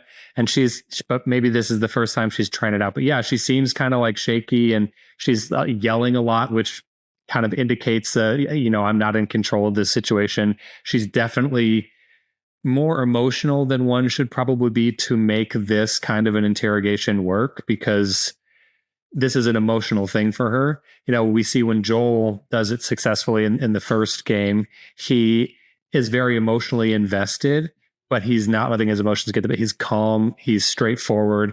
He is no nonsense. But Ellie is like yelling and kind of waving her gun around between Abby and Mel, or between Owen and Mel. And so she seems a little more scattered. Yeah, when Joel does this and when Tommy does this, they're tied down. They are not standing. They do not have this advantage. So she is already screwed up. This is not going to go her way. Well, and Owen can see the map, or gets a sense of where the map is because she's holding it facing both of them, which I'm like, all right, Ellie, come on. You've seen the scenes. You know how this works.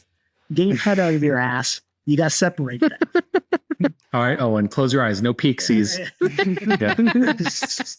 Yep. You close them. Yeah. And honor system. Yeah. All right. But so I never realized this before. I'm playing this through. I'm writing down notes. And so Mel, she starts walking towards the map, and Owen's like, what are you doing? And she's like, well, Abby, she's probably dead anyway. And I had never really fully considered this, but I'm like, oh, because of the conversation that we heard when we first walked in, this is implying that Mel really doesn't like Abby, which we kind of know from other situations. But I think Mel is going out of her way to give up Abby because first, she wants to survive. Second, she just hates Abby. And, she kind of just maybe she still wants Owen. I don't know. He's kind of She bad needs that person. baby daddy. Yeah. She needs some of that sugar. But she's made a calculus. It's like, well, I kind of get everything I want if I give up Abby. So why wouldn't I? Right?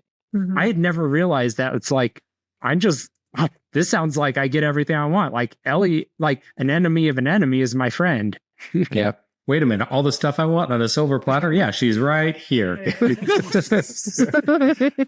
Like she made no hesitation. She just beelined it for that map. And it was, what are you doing? Abby's the love of my life. But because I made that realization, like suddenly I'm thinking, okay, Ellie is holding her gun out at Mel, who is pregnant, and Owen hasn't done anything. He's just holding his arms up. I mean, technically she does have an advantage here, but it's only when Mel walks over and is starting to point at where Abby is that Owen jumps at the map and takes control of the situation.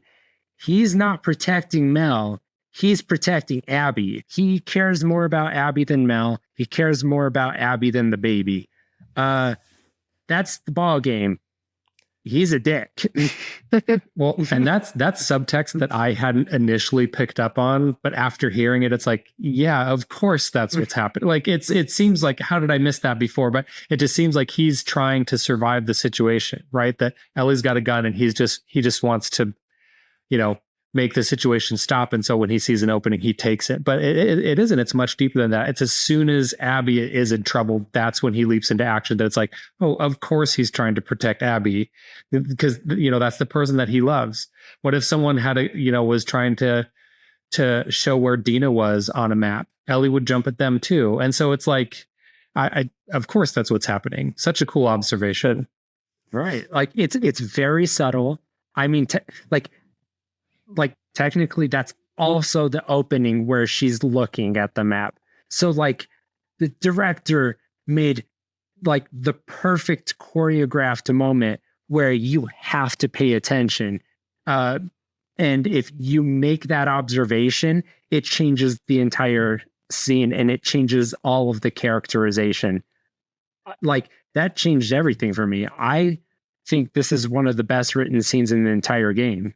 Maybe the best. I don't know. We'll have to keep breaking down other scenes to see if we find something better. Oh my gosh, this is incredible. So, let's see. Is there even anything that tops that? I really love the beginning of the game when we've already talked about this, but where they meet up with these guys and it's Joel and Tommy and the camera's kind of circling the room and Tommy's like, oh, my name's Tommy and this is Joel. And you just see everyone tense up. Yeah. And so, and they're like, have you guys heard of us? And it just gets really intense. And even though you don't fully understand what they're doing there, you're just like, oh my gosh, like I'm getting bad juju from this situation. So I would say, I don't know which one is better, but they're both very, very well done. Mm-hmm. Yeah. Just fantastic directing and writing and acting, all of them. Okay, so I was curious, did Mel have to be pregnant for this story to work? Oh, wait, let's ask this question again after she's killed her. All right. So Ellie shoots Owen, goes down, he gurgles out, Mel is pregnant. Oh, wait, no. Then, she shoots Owen and then Mel attacks Ellie with a knife. Right. Then stab. Then Owen, she's... Wait, how is that? Can you do it again? Yeah. Yep, okay. She's pregnant. What'd you say? Unzips the puffy coat. Did I go too far? Maybe I should have turned back with Jesse, right? All the warning signs were there. He tried to stop me. All right. So, so anyway, did Mel have to be pregnant for this story to work? I don't know if she had to. I think it definitely makes the scene more effective. And I think that it is a really smart way. I don't want to say a cheap way. It's a really quick way to get the player to win the player's sympathy and to kind of, because, pregnant person is obviously not someone that you want to see get killed. And the fact that Dina is also pregnant immediately makes that connection personal for Ellie. And so I think that there's this immediate connection where Ellie does this thing. She's like, like you said, it's like, oh no, have I gone too far? It's this really like, and she goes back into that, the term that we're trying to coin, the liminal headspace, where it really does this awesome. She kind of she's having a panic attack. She falls to the ground. She can't really breathe. And that ringing in the ears comes in, and that like like she can't hear anything. And she's just really in her own world. Really effective emotional moment. Yeah, I agree with Eric that the pregnancy definitely makes that attachment to Dina, makes it personal.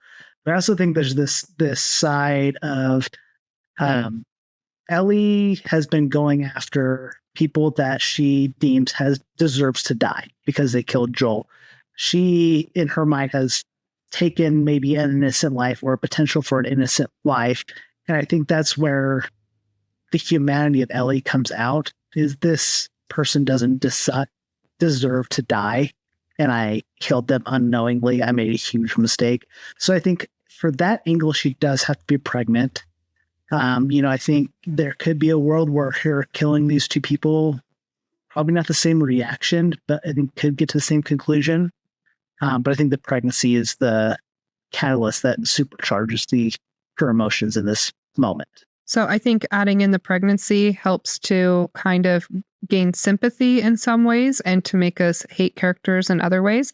So, it's not just adults, all consenting adults to revenge, and they're all just playing out this story. You're bringing in innocent lives, and gets really dark really quickly. And so what you have here are both sides have a pregnant person, and Mel, she accidentally gets killed by Ellie, kind of accidentally, but she doesn't realize that she's pregnant, and she really freaks out. But Abby, I believe she already knows that they're dead at this point when there is the fight much later on at the theater. Or I guess it's not much later on because we play it twice, but you have this kind of climax at the theater where you fight each other. And when you actually get to the end of that fight, you have Abby who goes to kill Dina, and Ellie's like, no, don't, she's pregnant. And Abby stops, and she actually puts down the weapon, and she is like, I don't want to see you guys again. And she had the upper hand. She could have killed them all, slaughtered them all. And she says, I'm going to walk away from this. I better not see you again. And they take off. So what they've done here is we're always going to love Ellie more, unfortunately, because she was the first character that we played as. She was much younger and more innocent the first game. Coming around here, even though she's grown up, we still have that personal connection to her character. And so we are on her side. We're rooting for her. We want her to get her revenge. And so they had to kind of bring down Ellie's character with this accidental pregnancy death. And the blame is on her. Whereas you have Abby over here, it has helped to put her up on a higher pedestal and helped us to sympathize with her side more because she was willing to put down the weapon and spare the life. So I really like how I think the story could not have been done as well without these story beats, without bringing in these innocent lives.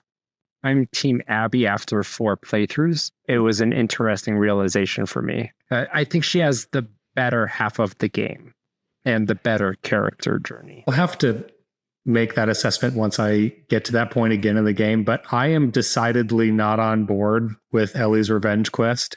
So, and I wasn't from the beginning, from like the jump. I was like, don't do this, just stay in Jackson. And so I think it's interesting to hear you have the perspective of like, yeah, we want Ellie's revenge. We want to be there with her, because I super didn't the whole time. I really love this world and I wanted to experience the game, and I love the story that it was telling. But even the first time I played the game, I was like, Ellie, no, don't do it. Like, just go home and be happy. And you don't have to do this. Like, I'm super not on board. Just really wanted her to make better choices, Gosh darn it, kid, just make better choices. Keep your nose clean, just so you know. All right. You ready to have your mind shattered? Because I just had this Yep. epiphany, and it Oh. actually is very poignant, and it's going to change your world. All right, so I mentioned Dark Night of the Soul. Dark Night of the Soul is a moment when the protagonist feels lost and must confront the realization that all is lost. It's often a realization to this moment of loss where the protagonist wallows in sadness and laments their current state. Dark Night of the Soul is usually a key moment in the story, often occurring at the end of the second act in a 3-act structure. So this is like the most downest downbeat for her character. Technically, this is a very long story. There are so many acts to this story. She has another very strong downbeat later in the story, so I wouldn't say this is the definitive Dark Night of the Soul, but this is a sort of Dark Night of the Soul because she's reached a dark moment. But ask yourself, what is too far for Ellie? What is the cost that she wouldn't pay for vengeance? And you have to ask, what is the thing that still matters to her more than vengeance? And so you have to ask, where has she come from? She has come from The Last of Us Part 1. She has decided she wanted her life to have meaning. She wanted to save people more than herself. She wanted, and we see this in Last of Us Part 2, she wanted innocent people to not die on her behalf. And we see this time and time again. She definitely wants to kill people that deserve it, but she doesn't want innocent people to die. Mel being pregnant means that she just killed a baby who was just about to be born. She just prevented innocence, she just prevented new, pure innocence from being born into this life. She just went too far. That is too far for her character. She just crossed the line, and now she thinks she has to go back. That's why it's important. Now that you've put it that way, I'd like to rescind my previous statement that I think that technically the story could work whether Mel was pregnant or not, but obviously this is the point where Ellie needs to cross that threshold, and I don't think that Ellie was going to do it willingly, so to make her do it accidentally is particularly dark and upsetting and extremely on brand for The Last of Us. This is why she has a panic attack. It's because life actually does matter to her. Not guilty people, but innocence does. That hit me hard when I had that realization. I'm gonna have to think more on that. I'm interested to look for more nuggets of that as we continue to play. Yeah. Because it's like you think, okay, so she decides to go back to Jackson. They all decide to go back to Jackson, and then Abby immediately shows up. So story-wise, having that realization didn't afford them anything. They could have just never had that realization, and Abby could have just shown up. Like, having that realization meant that her character underwent growth, but mechanically, Abby could have just shown up and they could have just had a showdown. She had to have that character growth. She had to realize she went too far. She had to realize what her lines were and what mattered to her still. I mean, you've killed so many characters at this point, so many men just in your regular interactions all throughout the game. You needed something that actually meant something to her. Yeah, so. It's not Dina, but it is innocent life. Mm-hmm. And you referenced it a little bit earlier, but I just want to the part when Abby comes to the theater, when, Ellie has this harrowing experience, then she bumps into Tommy, they go back to the theater, and then they're starting to kind of plan their trip home, and Abby just shows up. The first time I played this game, that happening just completely because you start to feel like, I mean, the game has already gone on for a fairly long amount of time, and you start to feel like, yeah, I think that the story is about to wrap up. Ellie never got her revenge. It's a sad story. You're going to go back to Jackson, and Ellie will kind of find her place back in Jackson, and the credits will roll. And then Abby comes friggin' kicking the door in the theater, and just starts tearing stuff up, and it is crazy. She like you and Jesse and Tommy all come rushing from the back. Or no, Tommy is in the front. You hear Tommy start to struggle, and then Ellie and Jesse come rushing from the back. You kick open the door, and Jesse just, as soon as the door opened, gets shot in the head and falls to the ground. Did you guys have that Jesse no? Like Jesse no! So much more upset than when Shimmer died. I love Shimmer, but Jesse, like that death stung, and I think that there's too fast. Yeah. it's too fast. Well, and that's what makes it so effective. Is I feel like a lot of times in a lot of times in media, when a character is really important, they'll get a big important death, and Jesse is an important character to us. But do you know who Jesse is not important to? The world of The Last of Us. That world is so dark and unforgiving and messed up. It doesn't care about anyone. And people die like that, even important people. And so for Jesse to open the door and he's just dead, like no goodbye, and you're like, duck behind here. Oh, I'm hit. It's just immediately in the face, to the ground, just dead, is so like, it's such a shock to the system. I remember the first time playing the game, I just like, just like a completely involuntary noise of like, what? Like, man, it's so good and so bad and so upsetting. Like you said, the death felt so meaningless, but that is revenge. The deaths are meaningless. There is no real substance to it. And so I think showing it in this kind of, not anticlimactic, but there was no like build up to this point. It just hits you out of nowhere, helps you to feel that emptiness and feel upset about it and go, was this necessary? Why did this have to happen?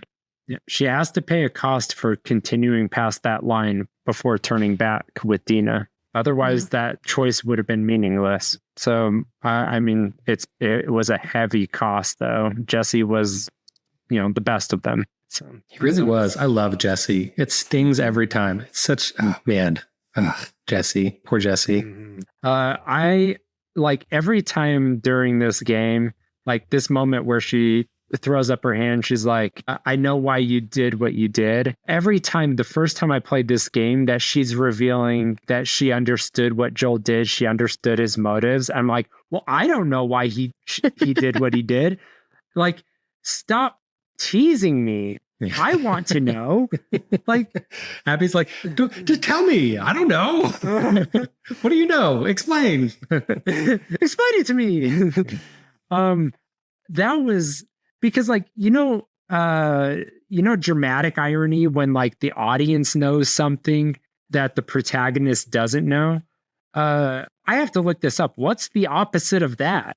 You're just the opposite of dramatic irony. Where we know, but yeah. I mean, that's probably pretty normal, but it's like, this seemed like especially offensive. Like they were just jamming it in our eye. That's probably just like normal irony. I don't know. It's non-dramatic. It's comedic irony. Yeah. That's just normal things. Like characters know things that the audience doesn't know all the time. That's just like being a character. Yeah. I do love Abby's line talking with, or Ellie's line talking with Abby in this encounter where she's like, he did it for me. I'm the one you want. It was my fault, which I thought was a really interesting character. I don't know if it's a character trope. It just felt really like a big moment for Ellie because she's admitting that it was me that he did this for. I don't think it's so much out of character for her to be that way because she is, she kind of doesn't care if she's alive at this point. I think she's proven that multiple times now where she wanted her life to have meaning. She wanted to sacrifice herself and have purpose. And she kind of just doesn't know why she's alive anymore and is having a hard time. And she's a little bit aimless in her life. And so having this moment where she can, in a smaller way, sacrifice herself to save the people around her. Isn't that what the whole first game was about? Was sacrificing herself to save everybody? And so I think it's totally in character for her to be like, I don't matter, and they should be let go because she was cornered and she didn't see another way out for everyone else. Yeah, so not so much that it was out of character, but just a big moment for her character. And I totally agree. Like the first game is about sacrifice. We dove into that a ton. But I think it's where it's Abby. This is the person that she's been hunting down. This is the person that killed Joel. And instead of going blind rage, bum rushing her to try to get her shot in, she's now not as blinded by rage. And I think it's a direct consequence of the whole Mel encounter that just happened.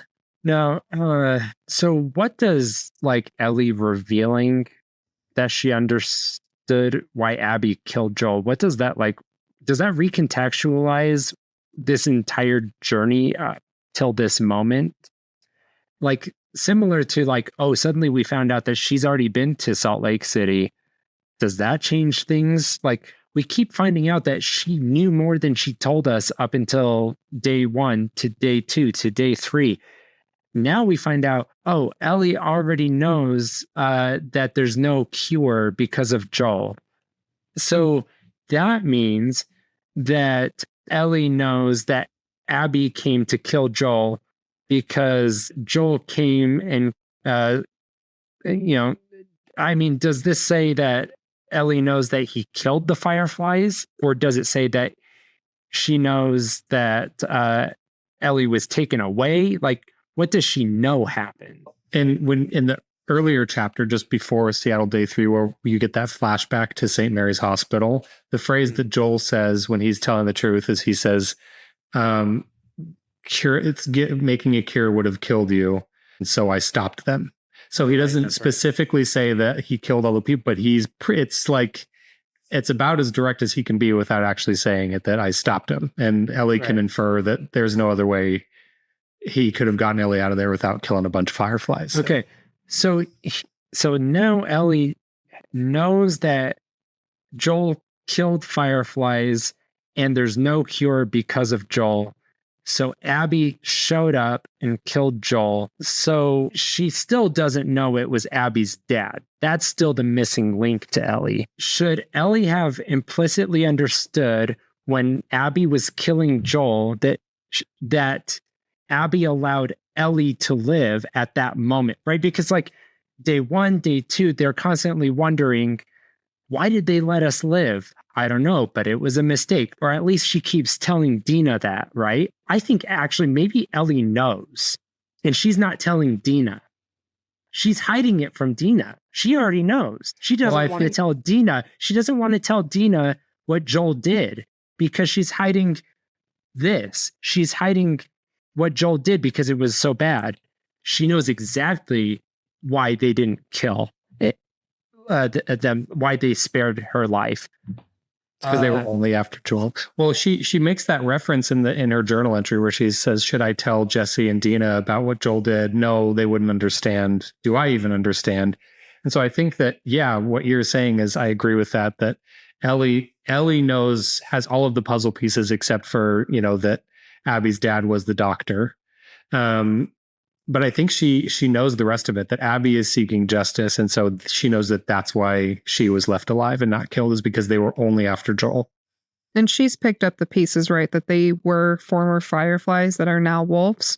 And it's like kind of this smaller group that has joined with the wolves. And then that's why they were all kind of buddies together. So she knows that it was part of the Salt Lake crew, right? Well, you find Owen's Firefly tags in the aquarium.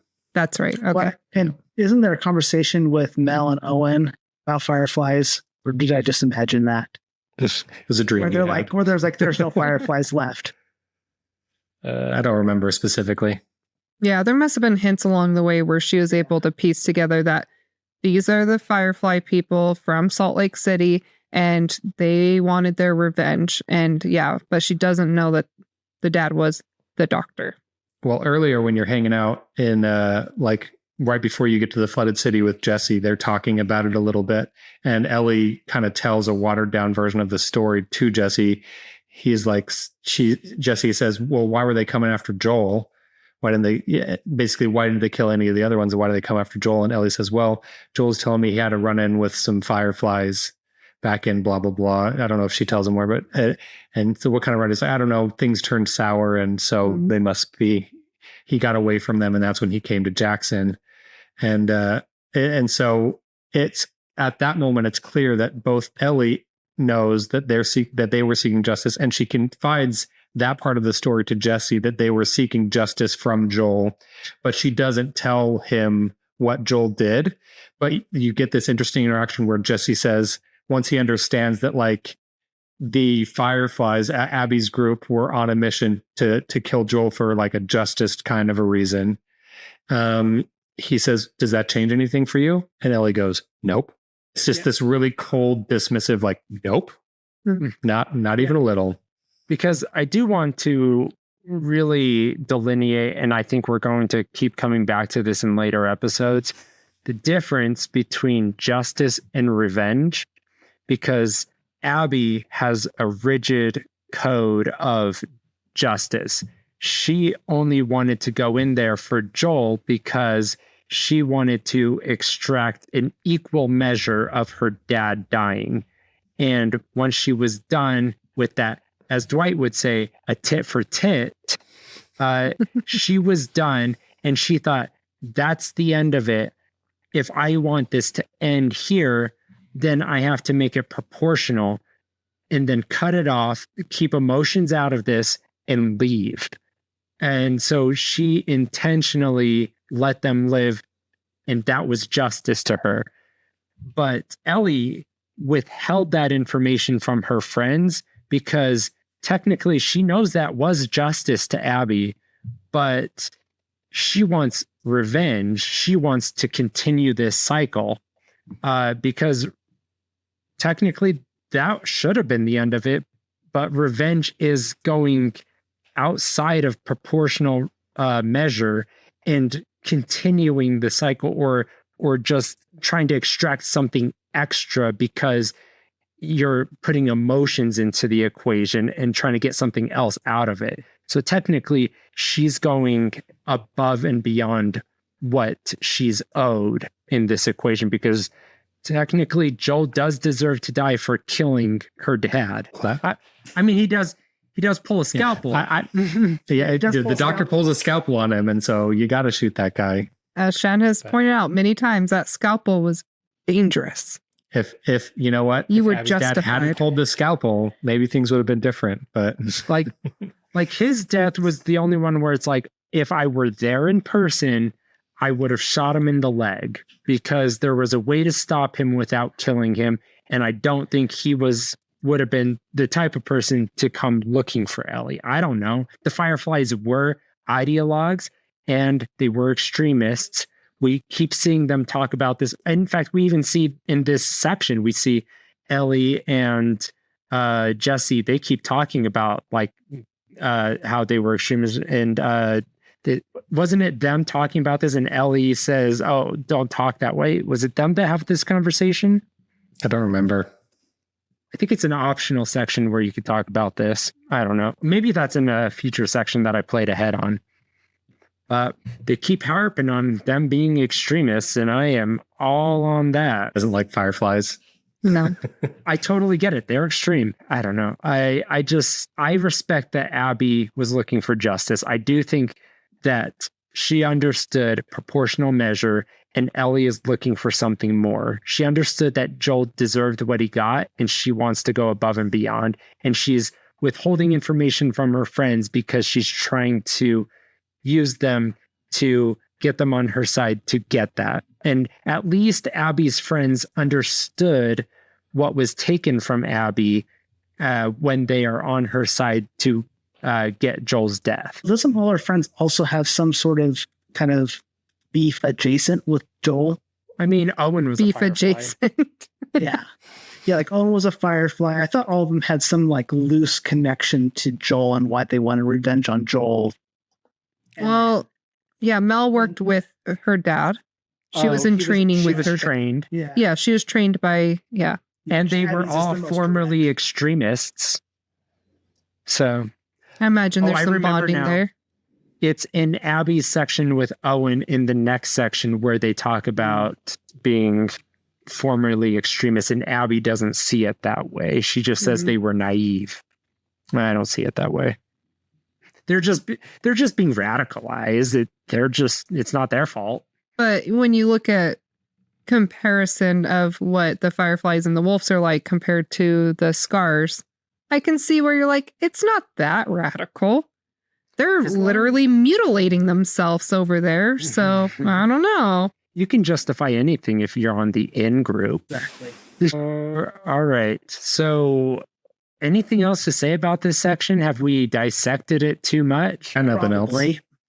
I think we went off the rails with the monorail. And that's we went why on this the rails. episode is so It's so just off long. the rail, not rails. Rail. I'm sorry. It's a monorail. Get it right. It means one rail. Oh, it's mono. You come We went to off the this rail. podcast, get the song right. Oh my gosh. Sorry. We went off the rail when we started singing monorail, and that took quite the detour. So that we didn't over dissect this. We just had some other tangents. It's all right. And that's okay. Well, we did it. Please, We did it. please like, subscribe, comment. We're going to put this on YouTube, Apple Podcasts, and Spotify. We are going to keep haranguing you with the most obnoxious content that we can conjure Muster up. Yeah. Yeah.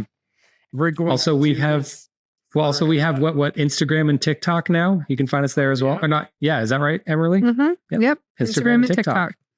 And I'm managing to 100 all subscribers. Woo. We're we on only a lost roller coaster that only goes subscriber. up, my friend. We lost a subscriber. but we replaced it with one new subscriber. Yeah. So So What do you think? Subscriber that unsubscribed, screw you. yeah, you're dead to us. Don't come crawling back later when we're famous. No, I'm kidding. Crawl back, please. We love you. I wonder what did we do? What did we take too far? Shan to said lose zombie them? too many times. It's infected. Get it right. all right. Well, yeah. Anyway, who cares? Bye. Bye. Bye, Felicia. Outro. Bleepy doof, bleepity bloopity blow.